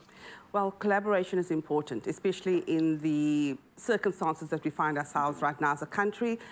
NGOs cannot do it on their own. We need to find ways in which we can take hands, and PSFA is so proud to be working alongside Outside the Bowl because our values are the same, our ethics are the same, and we have the same core purpose, and that is to feed hungry children nutritious meals. Exactly. And that is the most important thing. And so, therefore, we are so happy to be collaborating with them in having this event on Saturday. And the more money we raise, the more children we can feed. So we are wanting to say to all of South Africa, please come out and join us tomorrow afternoon at Ashanti Wine Estate. Tickets are 250 Rand, and you'll get to see Lauren Erasmus, Noor Abrams, Jared Ricketts, and Don Vino. The best of the best, really. The best of the best. Amazing lineup. It's incredible. I've had the honor of working alongside your various organizations for a very long time, and I can see what it means to the young children on the base level, and that's the most important. You had me on hello. So congratulations on another milestone being reached. Good luck. I hope we raise tons of funds, but just keep doing what you are doing. You are both amazing. Thank you so much. In fact, I think we should reward them with maybe just the most amazing performance you've ever heard in just a few minutes. Everyone is going to be in tears, but right now, let's launch a third season, I think, of one of the coolest and funniest shows you will ever see. Yeah, absolutely, that's right. So much energy going on in the studio right now, but let's catch up with Umtaze Kuhle Adams, who's in Johannesburg right now on the set of Bettina Way. Of course, the third season is about to get underway, and she's finding out a little bit more for us. Morning, Kuhle.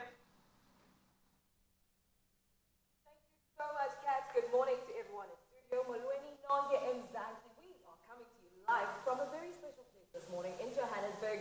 We are on the set of Bettina Way ahead of season 3. Now, if you've missed out on season 1 and season 2, let me peep, but do not worry, I'll give them a brief breakdown. Shall I do that? Yes, please do. Now, Bettina is a young, strong, determined, smart, and naive, sometimes or most times, woman from Manskraal who has dreams and determination of pursuing a career in fashion in the city of gold, Johannesburg. Now, she happens to find herself outside of her depth sometimes, but that doesn't stop her from pursuing her dreams and coming out on top. We have the pleasure of having a chat this morning with the lead actress, Gabogela, who plays Bettina ahead of season 3. How excited are you? I am very excited. I am really looking forward to people experiencing Bettina season 3. It has a lot of excitement, a lot of humor, a lot of drama, and I think South Africans are really going to be entertained. And that's what we want, right? Yeah. We want humor, we want the thrill, we want the drama. Yeah. How dramatic was the season 2 finale?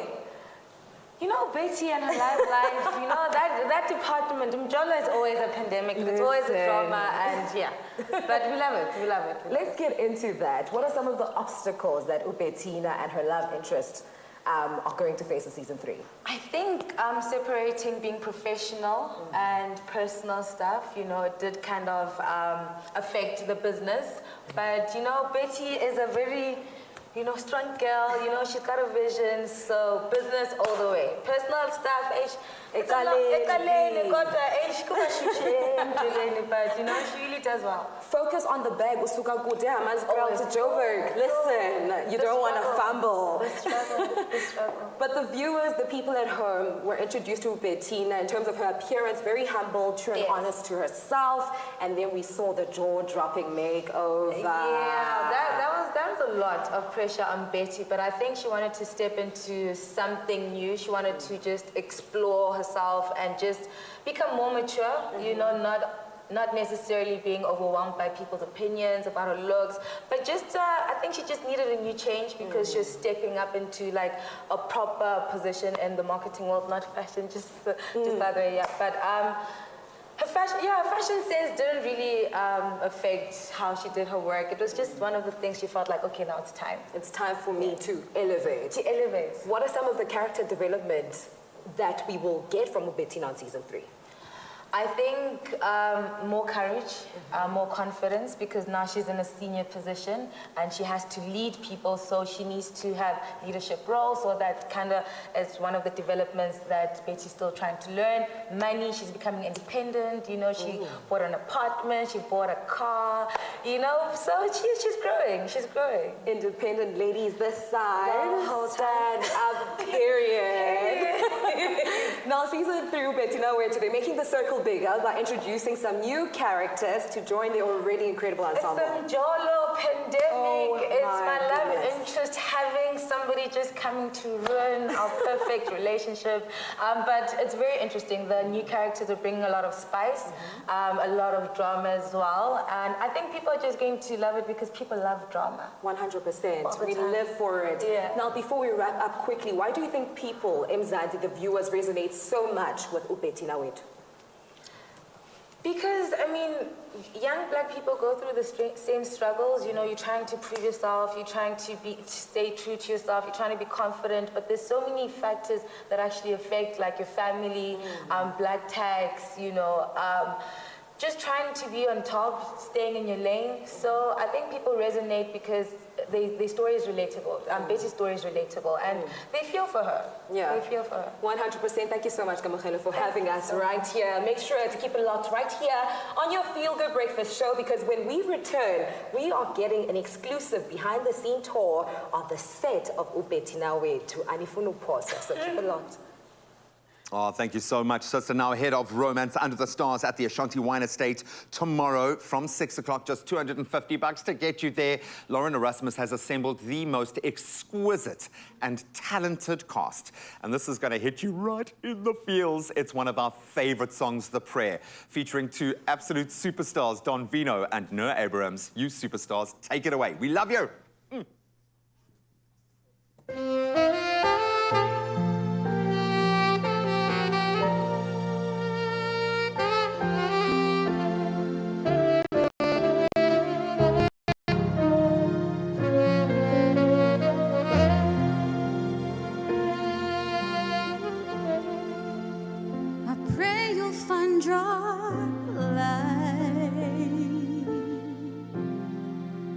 And help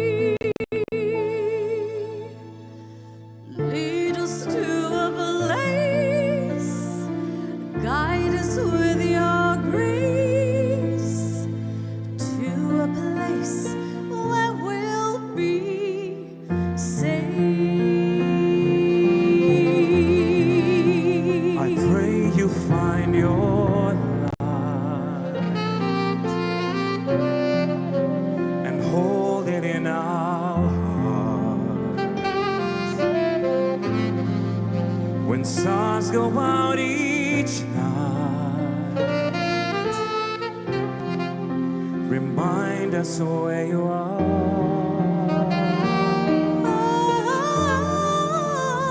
Let this be our prayer. Let this be our prayer. When shadows fill our day. When shadows fill our day.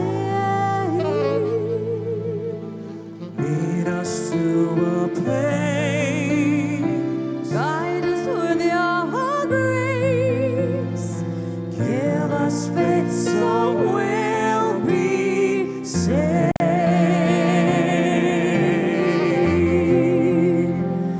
For a world where pain now songs of will be ended. Where every heart that's broken will be mended. And we'll remember sweet voice of God's children, reaching out to touch you, reaching to the sky. We ask that life be kind. We ask that life be kind. Watch us from above. And watch us from above. When the stars go out each night. When stars go out each night. Remind us where you are. Remind us where we are. Let this be our prayer. Let this be our prayer. Just like every child. Just like every child. Need to find a place. Guide us with your grace. Give us faith so we'll be saved. Need to find a place. Guide us with your grace. Give us faith so we'll be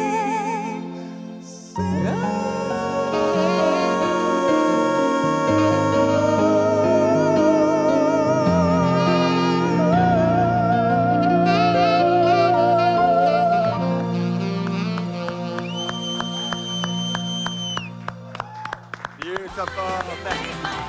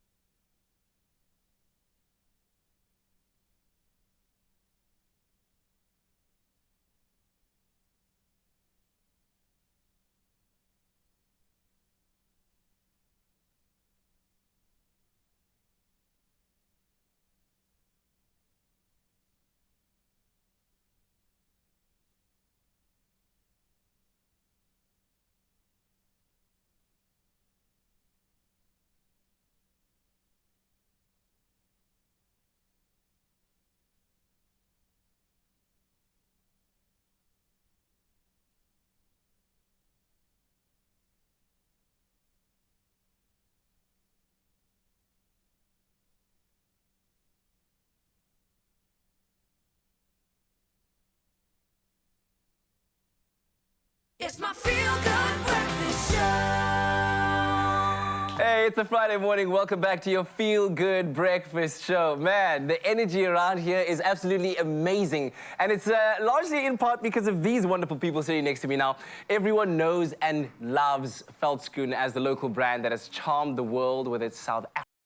And along the way, they've added colorful soles to the humble valley and putting their shoes on. Of course, we saw the South African Olympic team donning the shoes. And they've also gotten in the likes of Ashton Kutcher and Mark Cuban as well. Now, joining us in studio to share more and to give us the inside scoop on their latest collaboration is CEO and co-founder Nick Dreyer, as well as MD and co-founder Ross Zondag.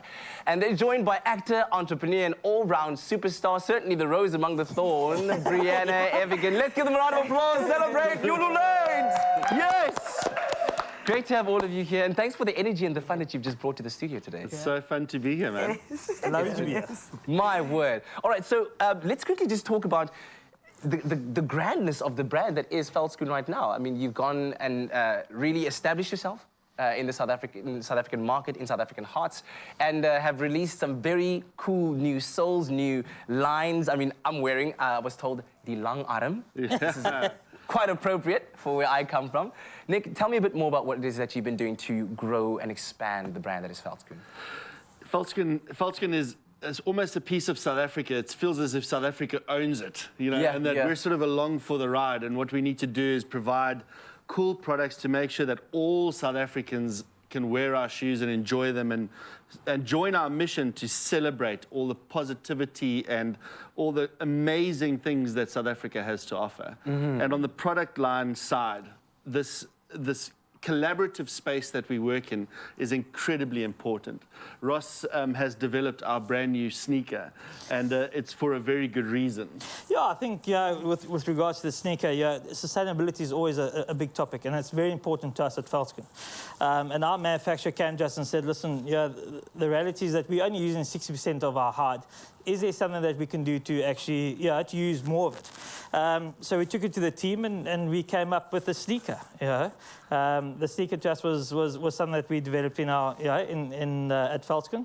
And it was the names after the sneakers is just the fact that we want to celebrate great things about South Africa. Yeah, let's talk about that because the names are quite interesting, and I think they very much speak to South African culture, modern day culture as well, right? Yeah, 100%. Yeah, I think the case being, we looked at the sneaker and we looked at what names we could actually, what we could use, and dance and music in South Africa, I think is critical to our culture and to South Africa, and that's why we had fun actually naming them. We looked at our different dances and the different music styles that we have here in South Africa, and that's why we came up with the Gwara Gwara, the Pansula, the Lang Arm, the Kwaito. So Nick, you're wearing the Kwaito. I'm wearing the lang arm. The pansula is the white sole over there, and then we've got the gwara gwara, which is the gray, that's the one. The gray sole. So nothing that's low energy. You know, it's all going to be a little bit of come on there. So if you're going to be stepping onto a dance floor and you want to know what the steps look like, get here. This is the lang arm here. And then a major collaboration that you've undergone, bringing in the beautiful, the lovely Brianna into the mix. Great to have you in the studio as well. Had a few minutes to connect with you. How did this collaboration come about? I got walked into their office and everybody, it was like the same type of energy here, just on fire. I basically was like, I've always wanted to make a boot. And he was like, let's do it. Yeah. And talk to me about the process, because I mean, we know you from the world of movies and the dance world. So when you are designing a boot, I mean, you're designing it with a very specific goal in mind, because you know what your feet require and what they need to do in the hard work that you do. So talk to me about the process. Well, I'm a boot person, so if I can dance in them, if I can hike in them, if I can walk around and wear them with everything, all different types of clothing, then I'm sold. These ones were very sustainable, and being in South Africa and in the bush, lots of thorns there. I mean, they're like really amazing and comfortable, durable boots. And then the bottoms say love and trust. So wherever you walk, you leave your positive footprint around the world. And it's called the Ranger boot, the first one. And they're a social impact shoe. I absolutely love it, I think it's just important to say that, you know, we collaborate for good reason. But the reasons we collaborate is values. And in our business, we believe in doing better for our community and trying to improve every piece of the supply chain or the marketing chain that we touch. And so when Brianna came to us and said she was on a mission to do exactly the same type of work that we're doing, it was a complete no-brainer. It was fun because we had never designed a shoe before, neither had you do your own shoe. And so it was a total collaboration of learning, curiosity, and experimenting. And here we are, we launched a boot that, this is a Veldsken, it's called the Veldsken Ranger boot. It looks completely different to the rest of our lineup. That's true. And it looks great too, just as a standalone. I think it looks amazing. It helps that you're wearing them. But it's part of our collaborative program, which is always important that we share good values. And again, trying to shine a light on the amazing place that we live in. And if we can align those types of values, then these collaborations work. That's absolutely amazing. I mean, we're really reaching out to the international community through this collaboration over here. And as I said earlier on, the South African Olympic team was wearing this. This has far-reaching impact in terms of creating that positive vision and perception of our country, which I think we need most importantly right now. So what does the future hold, guys? I mean, this is really, really big stuff. The future is about spreading our global message about positivity in South Africa through things like collaboration, big global retail. We've just expanded significantly in the UK. We've just managed to build our business even a little bit greater in the US. And Ross, we've got big things planned for this year. We definitely have. We've got very exciting things. And again, we go back to our values. We want to shine a light on South Africa. There's so much positivity, so much good coming out of here. And we hopefully that the shoe takes it through, to the rest of the world. Yeah. Well, let's hope that this is the new way that South Africans are going to be walking into our future. As long as they do that with smiles on their faces and energy. That's exactly what we love. Now, after the break, we've got a very special performance lined up with two South African absolute superstars who will be collaborating on that dance floor. And on the mic with Brianna as well, we're going to put those shoes through their paces, see how they move. Stay tuned to your Feel Good Breakfast show. We'll be right back. Well done, guys. Thank you.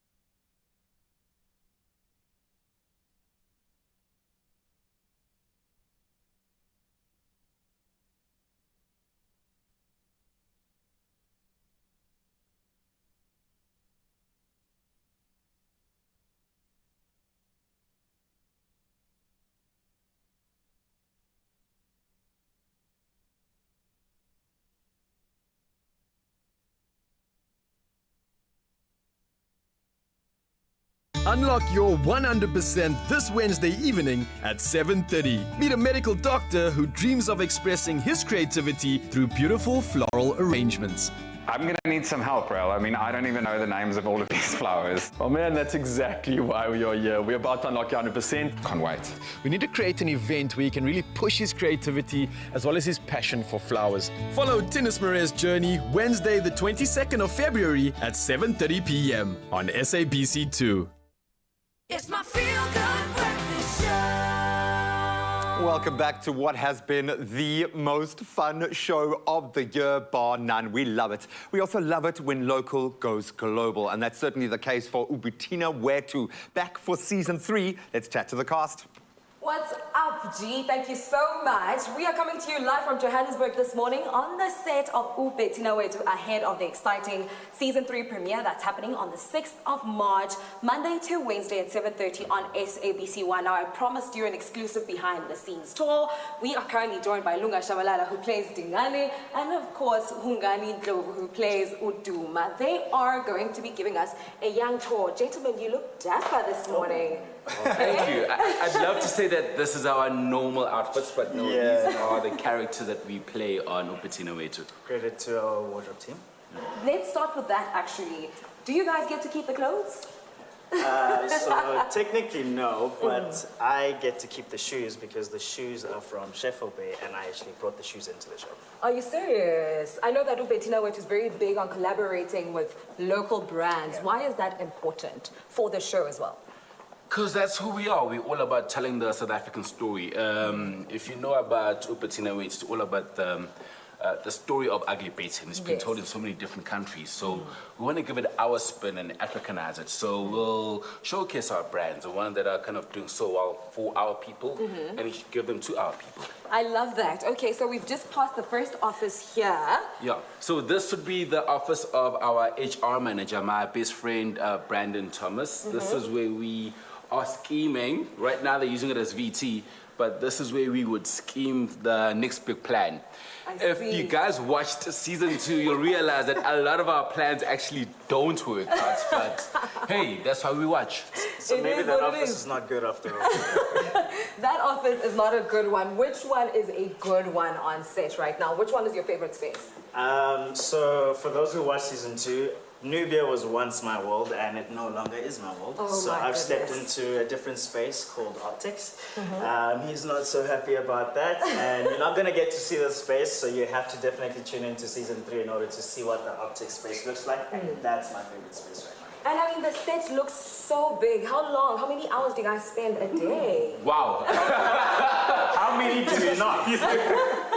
I think we spend more time here than we do in our own homes and with our family. Oh, wow. So this is the open plan area. This is where the rest of the Nubia team would kind of hang out. This is where you would find Wendell. This is where you would find T-Bang. This is where you would find Zaza. This used to be where you would find my brother here, but he decided to betray the family, but that's a story for another day. Yeah. What happens? What's some of the drama that happens here in this space?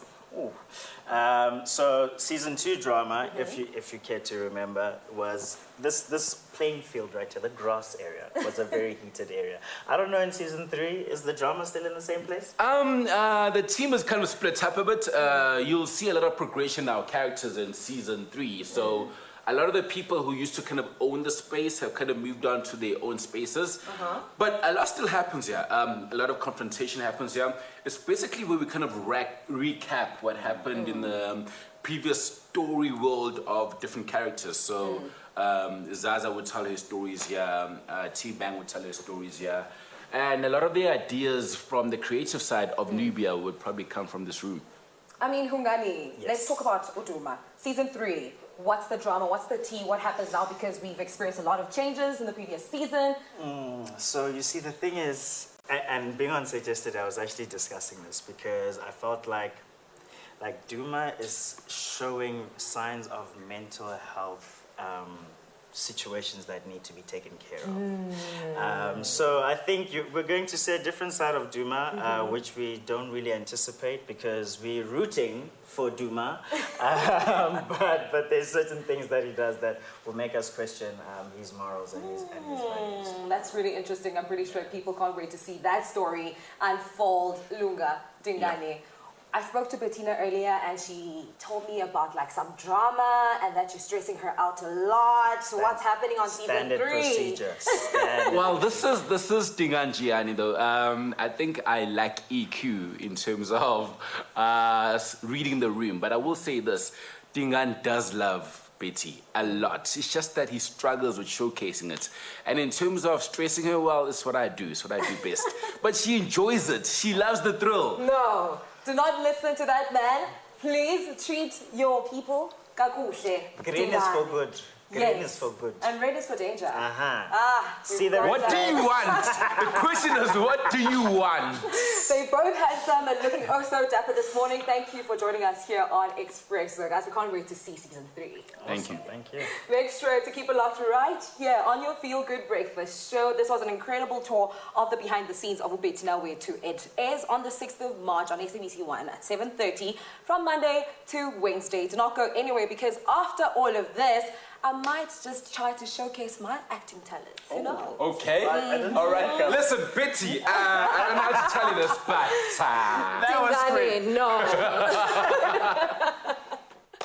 So Brianna is here, yes, and we had to South Africanize her to the full extent. So there were only 2 gentlemen that could do that for us, and they look ready for it today.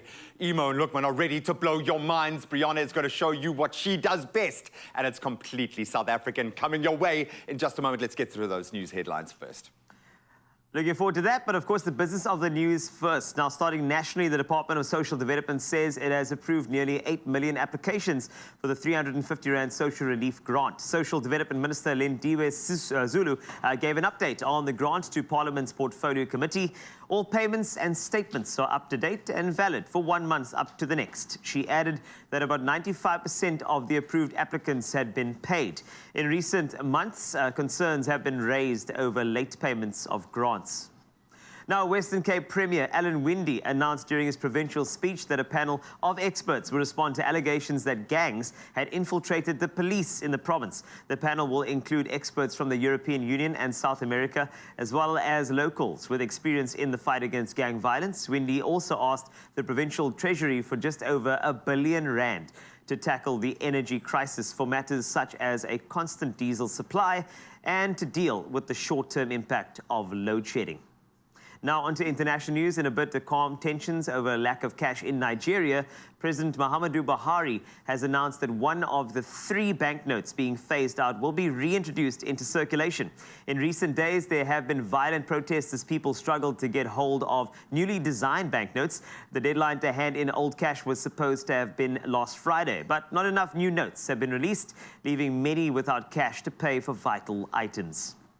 Now, researchers in Massachusetts Institute of Technology, MIT in the US, have developed a new deep learning model that can predict lung cancer risk up to 6 years in advance through a single low-dose CT scan. Now, lung cancer is the deadliest cancer in the world, resulting in more deaths than the next 3 cancers combined. It's also extremely difficult for humans to find the disease early by looking at scans. Peter Michael, co-first author and PhD student at MIT, likened the overall process of lung cancer screening to trying to find a needle in a haystack.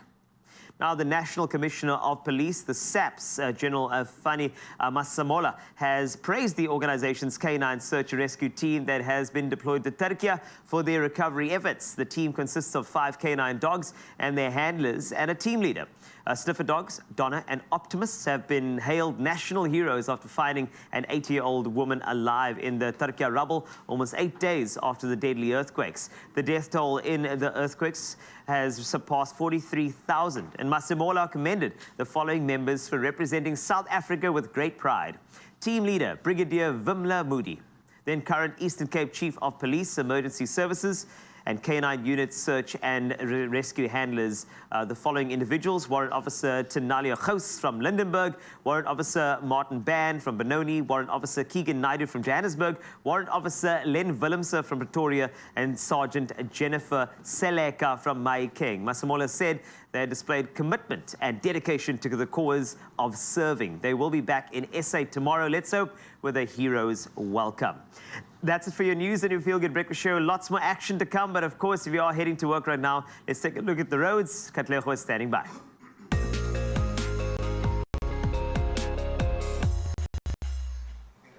Thank you very much, Mr. Wasty. In the latest traffic update, we start in Johannesburg, where there has been an accident on the N1 southbound before Beyers-Naudé Drive. Traffic is queuing in both directions. Then also in Johannesburg, there is a stationary vehicle on the N1 northbound after William Nicol Drive. The left lane is closed, causing heavy congestion in that part of town. So do plan your route accordingly and do drive safely. That's it for the traffic right now. Let's take one last look at the weather.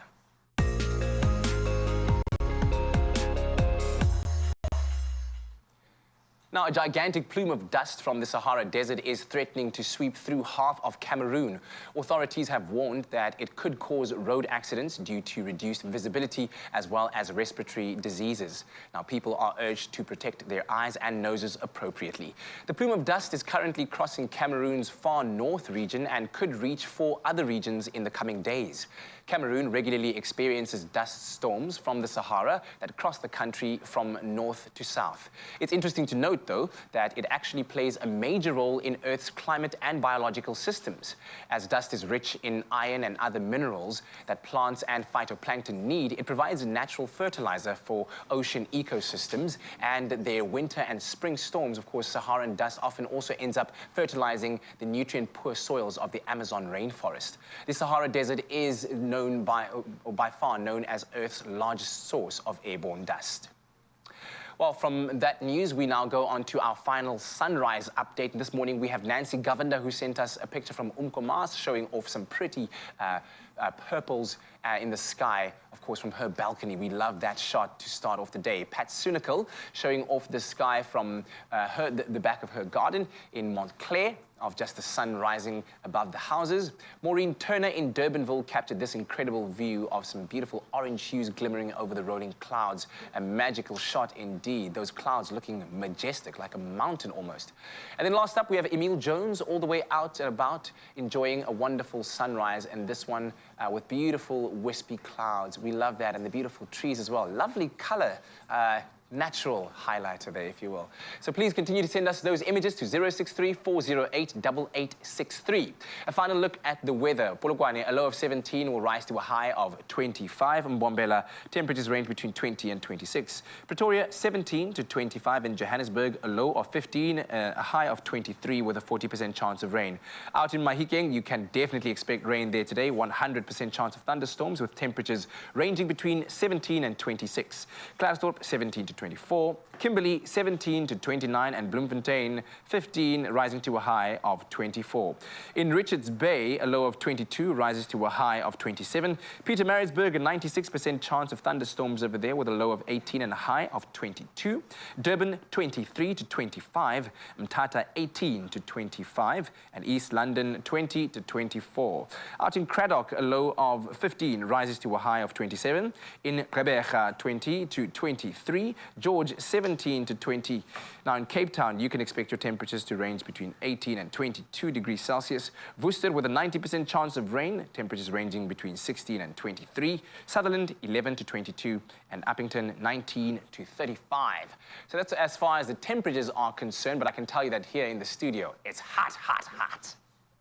Too much, man. So we know from Brianna's partnership with Veldskoen in her own world-beating Felly boots, emotionally, she's gone all in. She is fully invested in social change here in South Africa. Now we've got to return the favor and fully South Africanize her by getting her to perform a song that no one can give me a literal translation to. Hums Kawili Wams. Yes, yeah. Okay? You have to see it to believe it. Let's go. Gums Kawili, Gums Kawili, say, well, Gums Kawili Wams. Gums Kawili, Gums Kawili, say, Gums Kawili Wams.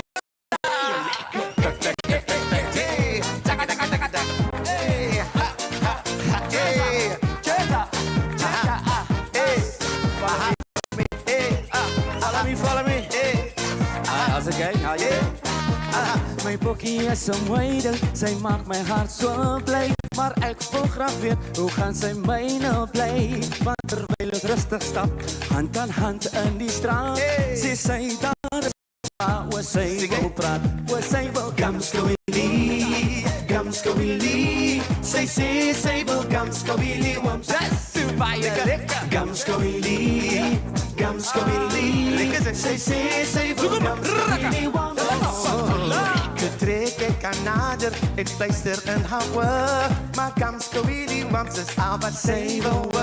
Moet ek bly, moet ek ry, want ek weet toch nie, ja, sy sê vir my gebruik jou kop en as het gamskowili, gamskowili. Sy sê sy wil gamskowili, want sy is so baie lekker. Gamskowili, gamskowili. Sy sê sy wil gamskowili. Bring it back home to Africa. Here we go, go. Dig it, dig it, dig it, dig it. Hey, wow. Oh, dig it, dig it, dig it. Dig it, skip it. Kijk, sy staan daar amazing, met mooi oor so blauw. Sy staan langs haar kerel, oh, lekker, oh. Sien net soen haar saggies, maar dis nie wat sy wil hê. So luister nou mooi, gaan dit nog een keer sê. I wanna dance, shake, elevate, twist and shout, make it great. Step up here in Africa, homebound from America. Move me, baby, my heart is clear. These footprints will never disappear. Break it down, no fear. From all of us, we say, away. Gamskowili, gamskowili. Say, say, say, for gamskowili. That's super lekker. Gamskowili, gamskowili. Say, say, say, for Zula. Here we go, here we go, here we go.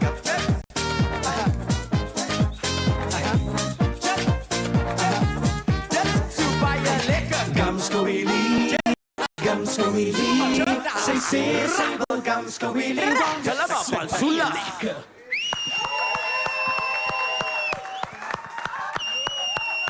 Baie lekker. Brianna, wanneer ek het Afrikaans gehoor, ek was 'n bietjie senuweeagtig, maar jy het dit genail. You check. She's been in South Africa all of 5 minutes and already your Afrikaans has surpassed mine. We love you for being here. We love you for what you are doing here, more importantly. So thank you so much. And you've joined the right clique, man. These boys are beautiful. It's all about the love. And we're going to spread a little bit of that love right now. So you have the opportunity to win yourself an incredible hamper. It's a Veldskoen dancing shoes hamper worth 7,000 rand, okay? That's not just one pair, okay? It's going to take you far, and if you want to enter, all you have to do is like our competition post and tag the best dancer you know in the comments, okay? Think hard about that, because we might make them famous. And don't forget to follow at Veldskoen Shoes and at Brianna the Avigan on Facebook, Twitter, and Instagram. All of the platforms, thank you. It's better than my Afrikaans. And as always, hashtag always in Veldskoen, because you must always be in Veldskoen. And that competition is going to close pretty soon, so get on it. It closes this coming Monday, but you can get all the terms and conditions on our website. All the best of luck. Can we get one more round of applause for these superstars? We love you. Woo!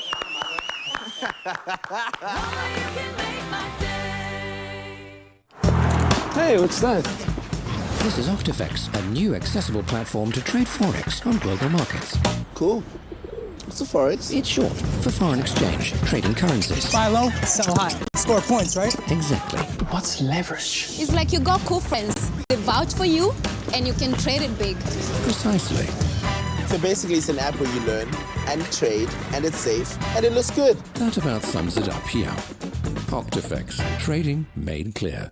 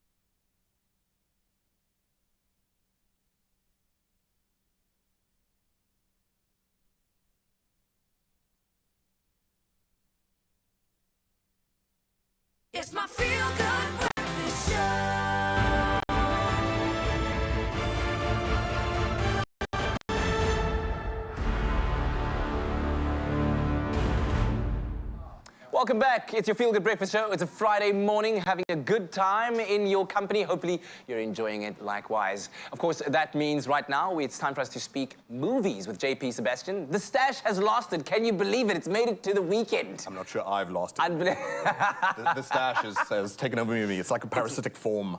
Now it's being loved by everyone. Trust me. Trust me. Your approval rating has definitely gone. My publicist right here, ladies and gentlemen. What movie are we talking about right now? Ant-Man and the Wasp, Quantumania. This would be Ant-Man 3. Does it seem strange to you? Like, I mean, it sort of seems strange to me that something that's a side act to obviously the whole Avengers arc. Yes. It's a number 3. Actually, yeah, that just kind of. Doctor Strange is probably only on number 2 now. On number 2, yeah. Into what the multiverse of madness. Of madness. That's right. Exactly. Everything's multiverse. Everything's quantum. Quantumania. Everything is mad in the Marvel universe. Yeah, it's like any way that they saw they could expand the cash pool, I suppose. Although let's not be so cynical. A lot of it is fun, of course. Talk to me about what's happening in this particular story. Paul Rudd is amidst the fray and the mess there, and what we're looking at here is, well, aside from Jonathan Majors, who is fantastic as well. He's like the #1 villain in the world in everything, and I'm loving it though. Like in the new Creed movie, Creed 3, right? of course, yeah. Yes. So menacing in that trailer. Exactly. So, yeah, what we've got looking at here is in the third stage of his life. He's now a famous Avenger. People in public recognize him. He's, he's beloved by all, like my moustache, apparently. He's a family man. He's got a a daughter now, Cassie, who is taken up the mantle of being this petty thief that he is as well. So she's a scoundrel at times and whatever. Steals one of the suits, which is after she invents a machine that is able to communicate with the quantum realm, which Professor Hank Pym tells her is not the deal. However, you know what? Look. Before I actually get into the meat and potatoes of things, I think that my director's right. We should show you a bit of a piece of the pie. So let's build the excitement build itself by looking at a bit of Ant-Man and the Wasp: Quantumania before I dig into it a bit more.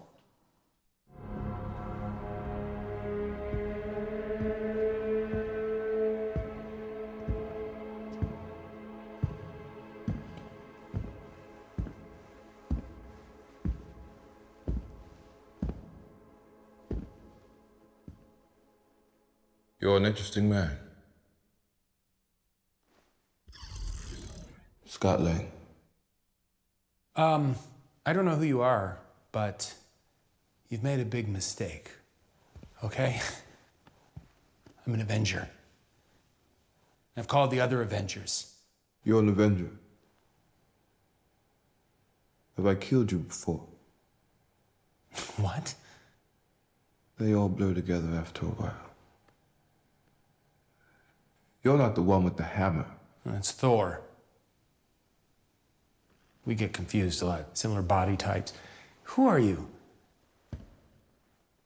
Just a man who's lost a lot of time, like you. But we can help each other with that.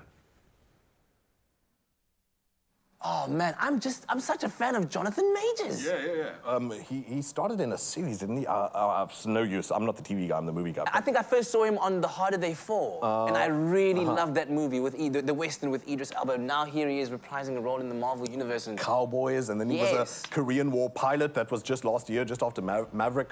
Can't remember the name of that, but he's so busy, and that's great because he's such a good actor.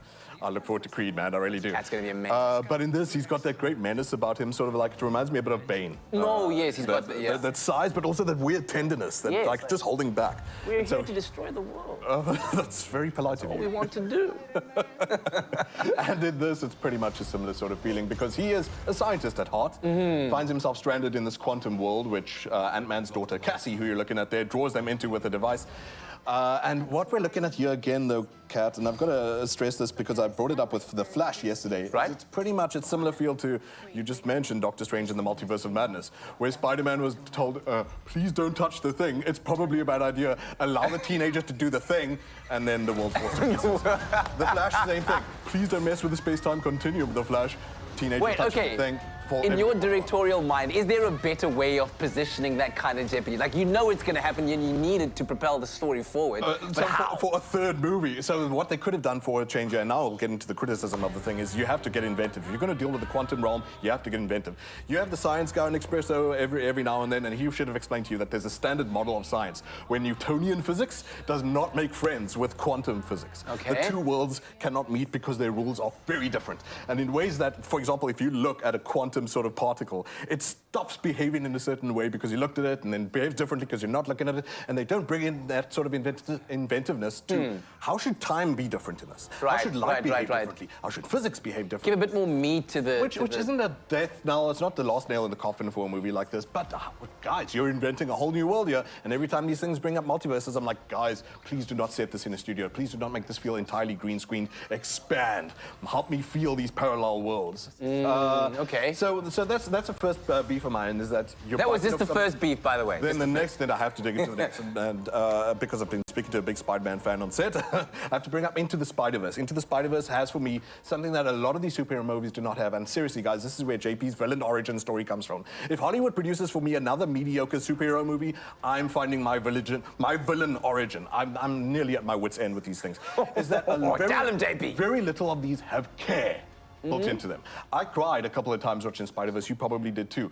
Guardians of the Galaxy, I have to admit, even if I don't like some certain aspects of it, it has heart. When you find out about the heartbreaks at the center of it and all that kind of stuff, but there is nothing here that makes me feel like I'm invested at all. Wow. So that doesn't mean that the writing is bad necessarily, but whatever. I do sense... Where is the care? Where is the core at the center of the apple?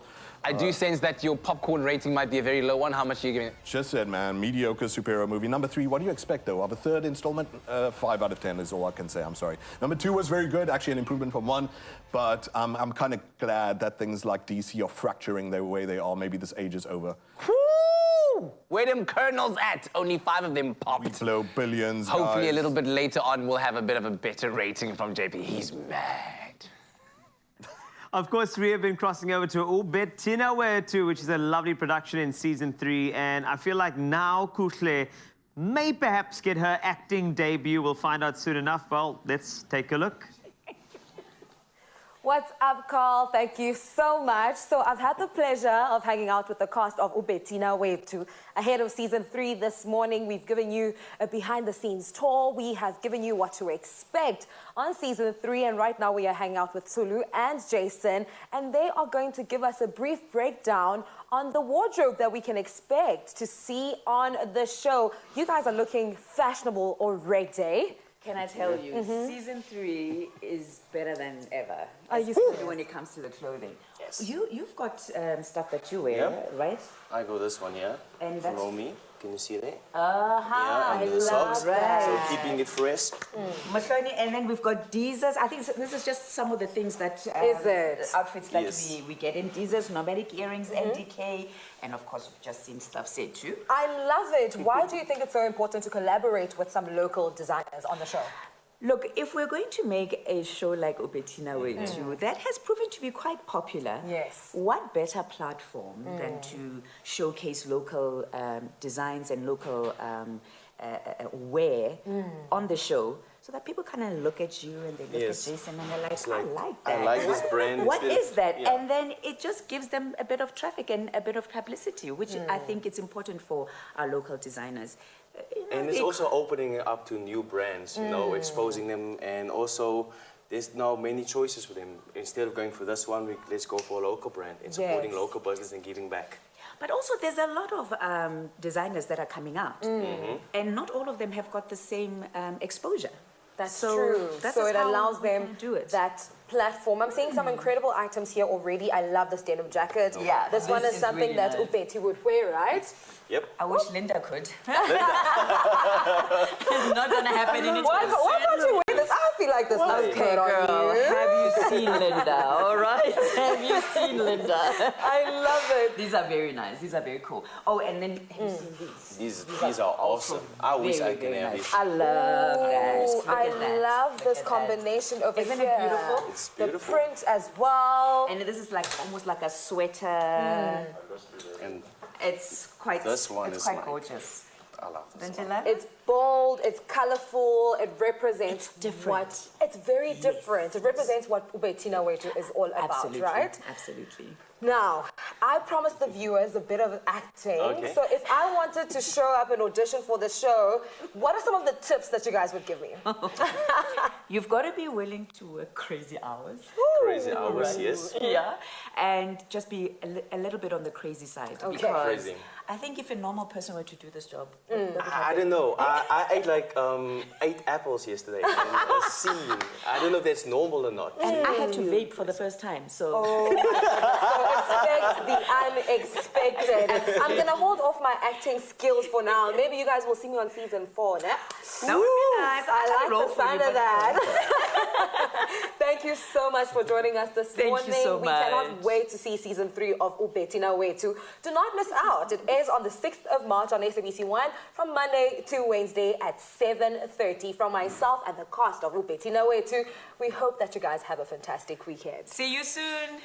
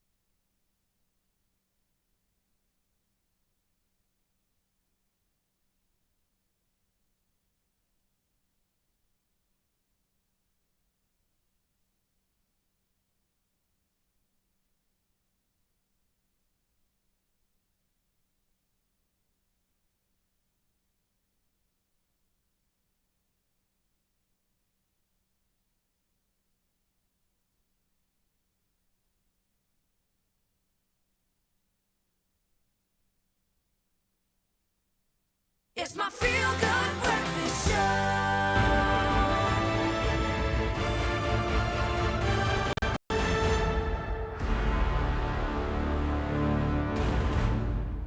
JP Sebastian is back with a man named Otto. And he's a grouch, okay? I don't mean JP Sebastian is a grouch. I mean, the movie is about a man who's a grouch and going through something very difficult. Set the tone, because we're not used to seeing Tom Hanks with an angry face. Hey? Although you just reminded me, because I asked that question, I was like, have we seen him with a mean streak? And you were like, Elvis. Elvis, yeah, which he did really well. Got to be the first time, I think. Certainly in my understanding, but we forget that he's got the dramatic chops, because he does play light and fluffy, you know? But well, this is a weird mix, and I'll tell you what, let's get a taste of it ourselves just by watching a bit of a featurette from the horse's mouth, explaining what the movie's all about, and then I'll get into the nuts and bolts of the meanness a bit later. Here's a man called Otto. I brought you some food. Okay, hi. Are you always this unfriendly? I am not unfriendly. Okay, you're like a warm cuddle. I think that The reason that certainly at the beginning of the film, Otto is as grumpy as he is because he's isolated. He's solitary. He doesn't belong to a grander scheme of things. He's not part of a community. My father used to smile like that. I'm not smiling. Exactly. I think it's time for me to play the cranky old man, at the end of the street. Everyone, this is our friend Otto. I get to be exactly who I am without so much more than a decent haircut and the right kind of wardrobe. It seeks the brand of authenticity that everybody says, oh, I know a guy like that. Begs the question, though, if you do know a guy like that, why is he like that? I'm kind of concerned that I don't know a guy like that, and that probably makes me the common You denominator. are that guy. I feel like I wasn't going to say it, but... Yes, he's a deeply opinionated It's man. better than being the drunk girl. It's okay. But there is a deeper motivation as to why he is this way. Yeah, I think a lot of the marketing that you'll see, and I've not seen this myself, so just giving you a little taster of what you can expect coming out today, this Friday, Tom Hanks movie, is that you're going to watch sort of like the angry man next door type thing, like Mr. Wilson type thing, who doesn't want to mix with the sort of more happier social butterfly. Almost a Dexter's Lab type Dexter and Dee Dee vibe between him and the new neighbors. But it's not entirely strictly comedy, so look at these completely grey backgrounds, by the way. Tom Hanks is a dude who's not just a grouch. It was only 6 months earlier that the poor guy lost his wife, who was the reason why he was happy for a long time, obviously, the reason why he had empathy for a long time, and now he's wondering, is there any reason to life? Why should he carry on? So, good grief, guys, there's this harsh streak of it that you find that the character is actually suicidal. And 3 times he tries, he's interrupted, thankfully, by Marisol, who is his new neighbor. She has her own story going on, so what's quite cool there is that it's not like, ooh, the white American character gets the sort of like fairy godmother in the Latinx woman. She also has, they need each other. That's what the whole point of community is. He has to come back to being in community with people, where he'd rather just try and quietly die alone. Know thy neighbor, exactly, for sure. and she forces herself into his life in a way. There's him being rescued from an attempt at a train. She, as you can see, is insistent on being a neighbor to this person, rather than just allowing the neighborhood to allow him to shut Because himself some people know. Some people have a gut feeling. Some people, and you've got to trust that gut feeling. Mark Foster, we know that he's going to bring an emotional undercurrent. We haven't really seen him do funny or in this way. Yeah, so what are you previously it was expecting? Finding Neverland, but yeah, I think strictly, because this is originally from a Swedish film, and which is originally from a Swedish book, if I understand correctly, was an NYT bestseller for like 40 weeks or something like that. Swedes don't really beat around the bush. Of course, they do have a sense of humor too, but they can get really like, deep Hardcore, into those sort of like... Girl with the dragon tattoo vibes. Is harsh. Yeah. But man, what kind of peeves me sometimes is American movies. This was only 7 years ago that the Swedish movie was twice nominated for an Oscar. Did we it's need still to brand make new. it again? Did we Yeah. need an adaptation? We all need Tom Hanks once in a while, I suppose, and maybe it's good since just after Mr. Rogers, where he was so sweet, we get to see him as a meanie. Tell you what, though, here's another featurette look at A Man Called Otto coming out this Friday in South Africa. Hey, Otto! No. What is he doing? I was parallel parking. Parallel to what? The movie does deal with a lot of social issues. In the center of it is Otto, with all these different situations, and each neighbor kind of represents a line of tension in the society. You think everybody's an idiot and you have to do everything on your own, but you can't. He watches the village from his front door and complains. Well, here, in the form of Marisol and Tom, these are people that say, oh, no, we're your neighbors. You get a personality that doesn't have a lot of filters maybe and just kind of barges in. You're taken aback, but then you start saying, okay, but life can work like this too. Now, does Otto hate that? Yes. And does it make his life fantastic? Yes, it all happens at the same time. My father used to smile like that. I'm not smiling. Exactly. Oh, buddy, I know you haven't seen this one, but I have high hopes. And do you know why? Because you hit it on the head, my friend. We all need a little Tom Hanks every once in a while. And I probably need to unleash my Otto once in a while, invite others in. Let it out. If you see JP today, give him a hug. He absolutely hates it, and he'll love that, just like Otto. But thank you so much. It looks like something superb at the box office. All right, it is time. You know, we have fantastic Friday dances, but this one is extra special. It is a beautiful collaborative, and they are celebrating 90 years. This is a German collaboration, and with South Africa, we are bringing this together, and an event that you have to see. It's a songbook that you're going to love. So this year, the Eon Group is celebrating, as mentioned, 90 years in the arts industry, and it's an incredible achievement, and they have to celebrate through dance. So there are two masterpieces with talented dancers from abroad, and I'm talking about the German ballet dancers. So two groups bring you a production. This one is titled Our Songbook, taking place on the 18th and 19th of February at the Joseph Stone Auditorium in Athlone. This is a little piece. It's called Thais.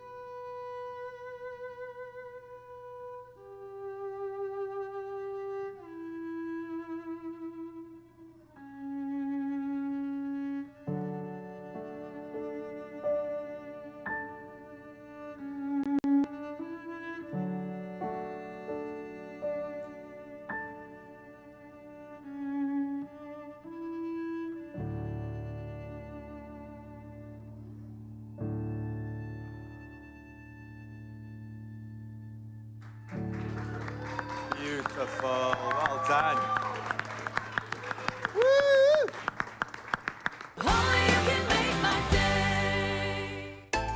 It's The Crush. Unlock your 100% TV show. Catch all the excitement as we unlock Crush fans' full potential to live their dreams. Watch the show on SABC2 starting on the 1st of February every Wednesday at 7:30 p.m. Plus, you stand a chance to win your share of thousands of prizes. Simply buy any Crush and follow the pack for entry details. Crush, 100% goodness.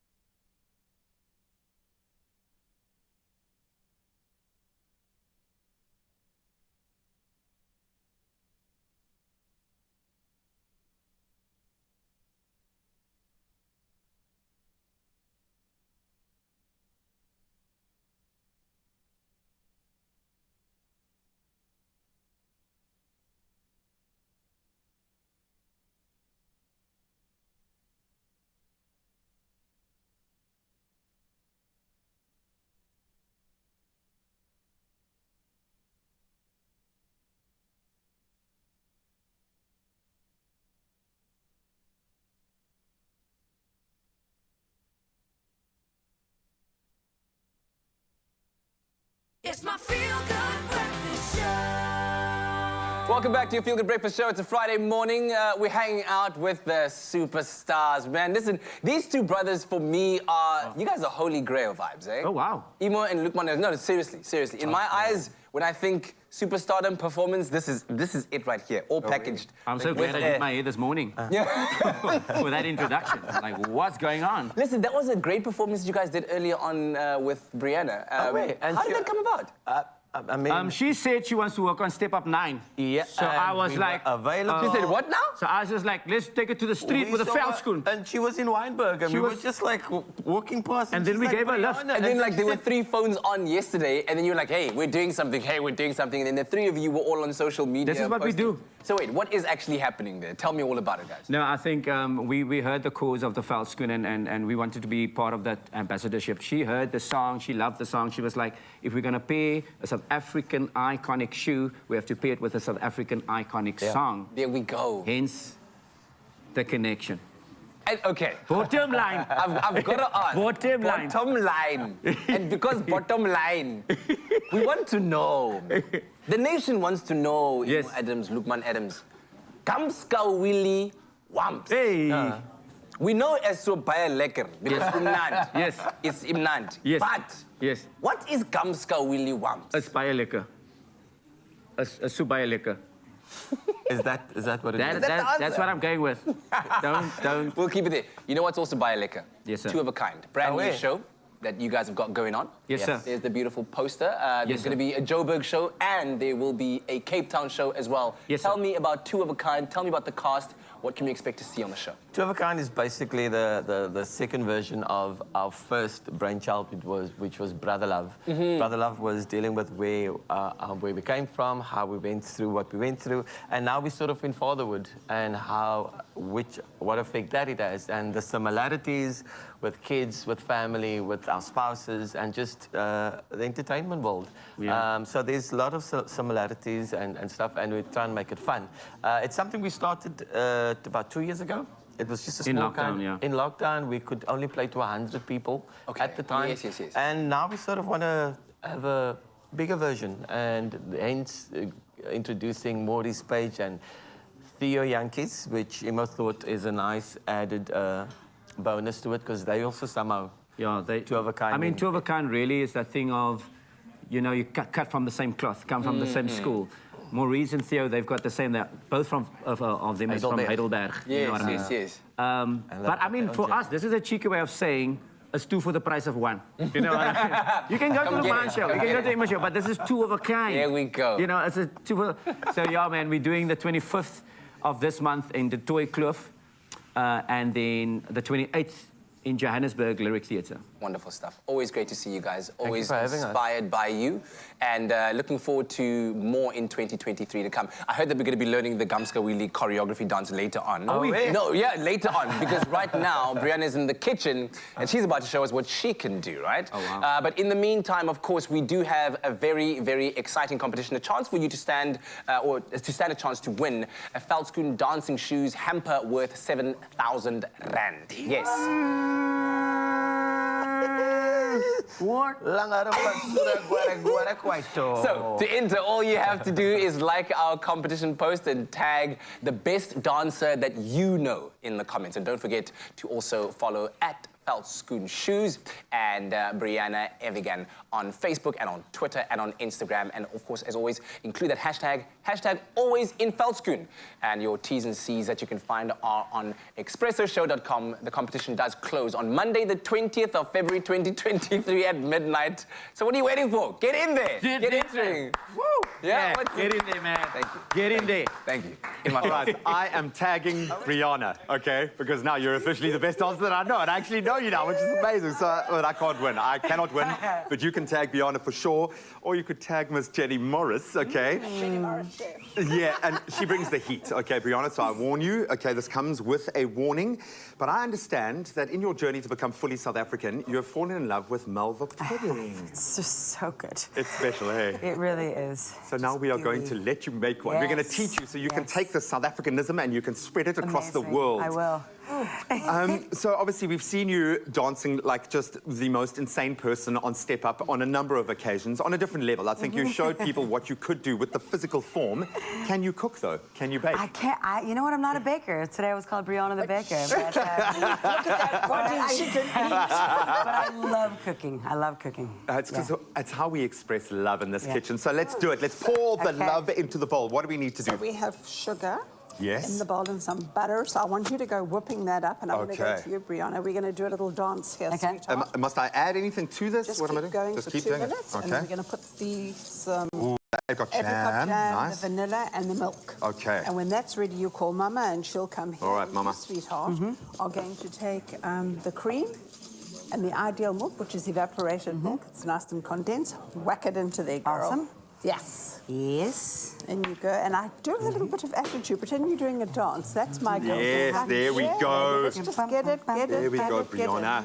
Yeah, baby. See, this way you pre-burn the calories, you see? Exactly. We have a little bit of orange zest. You could use what we call a nachi, like a mandarin if you wanted to as well. Okay. And some sugar. Brianna, please say nachi. Nachi. Nachi. She does it. Sorry, rather say. I love it. Say snook. Snook. Can you just record a whole lot of things for us? Just everything that we say on the show.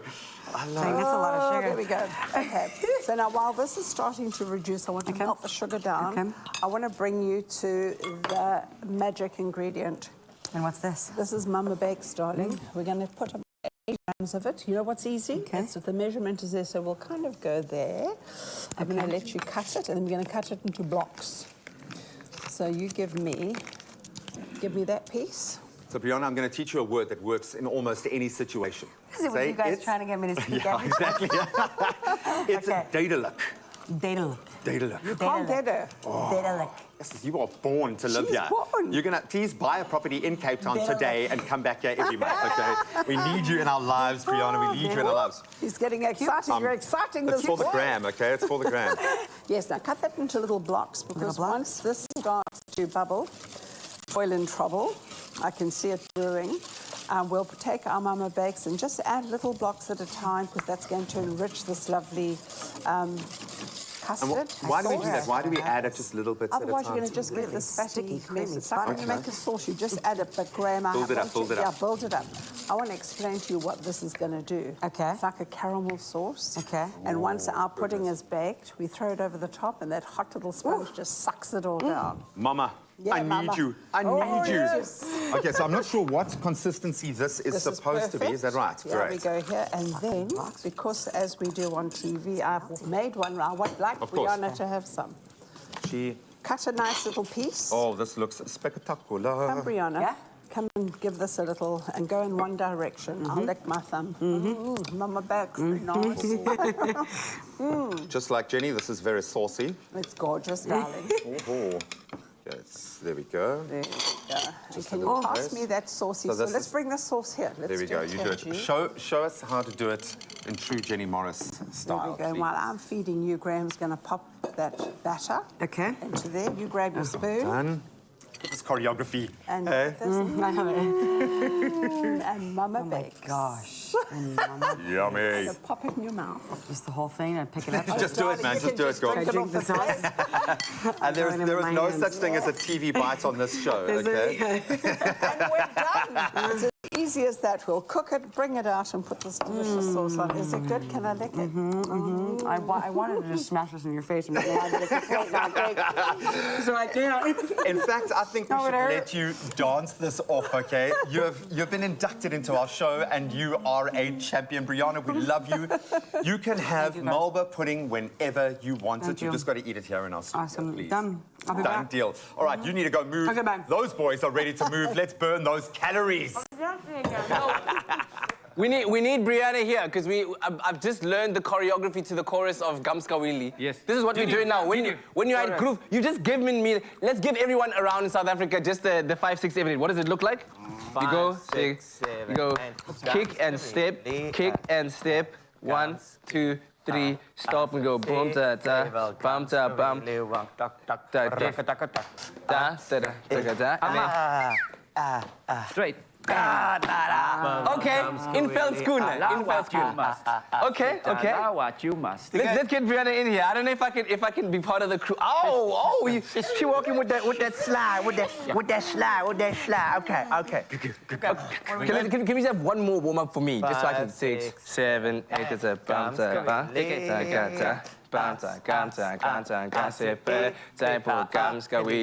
for it.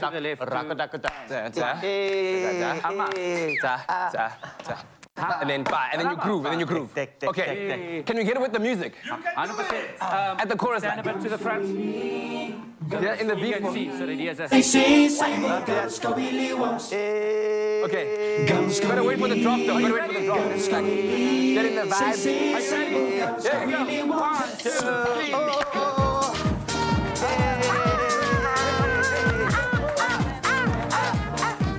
What you saying?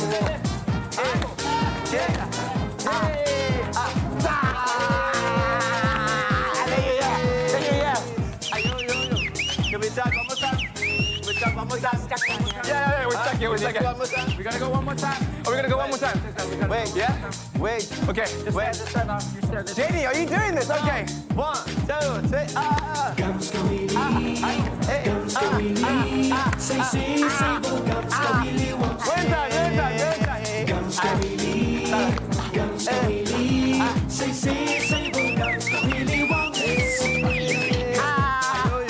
You know what it do now? Do that thing with that thing with that thing. La la la. Ding, ding, ah. Ding, ding, ding, ding, ding, ah. Ah. Hey, hey, hey. Ah. Hey, what's the other place? And so buy a liquor.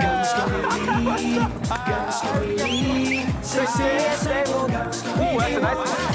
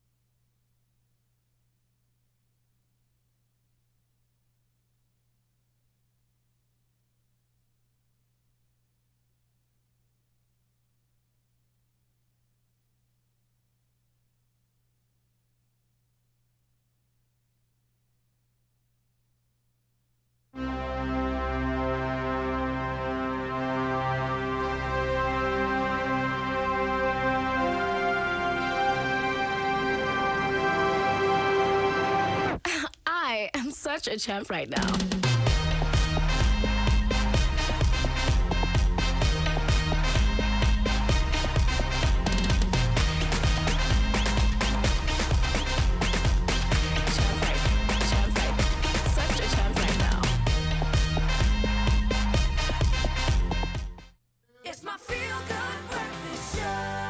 Welcome back to Feel Good Breakfast Show. Expresso here in S3, and it's time for the Eon Group and the German National Youth Ballet to collaborate for a song to wrap things up and move the coffee table. Here they are with Cornfield Chase.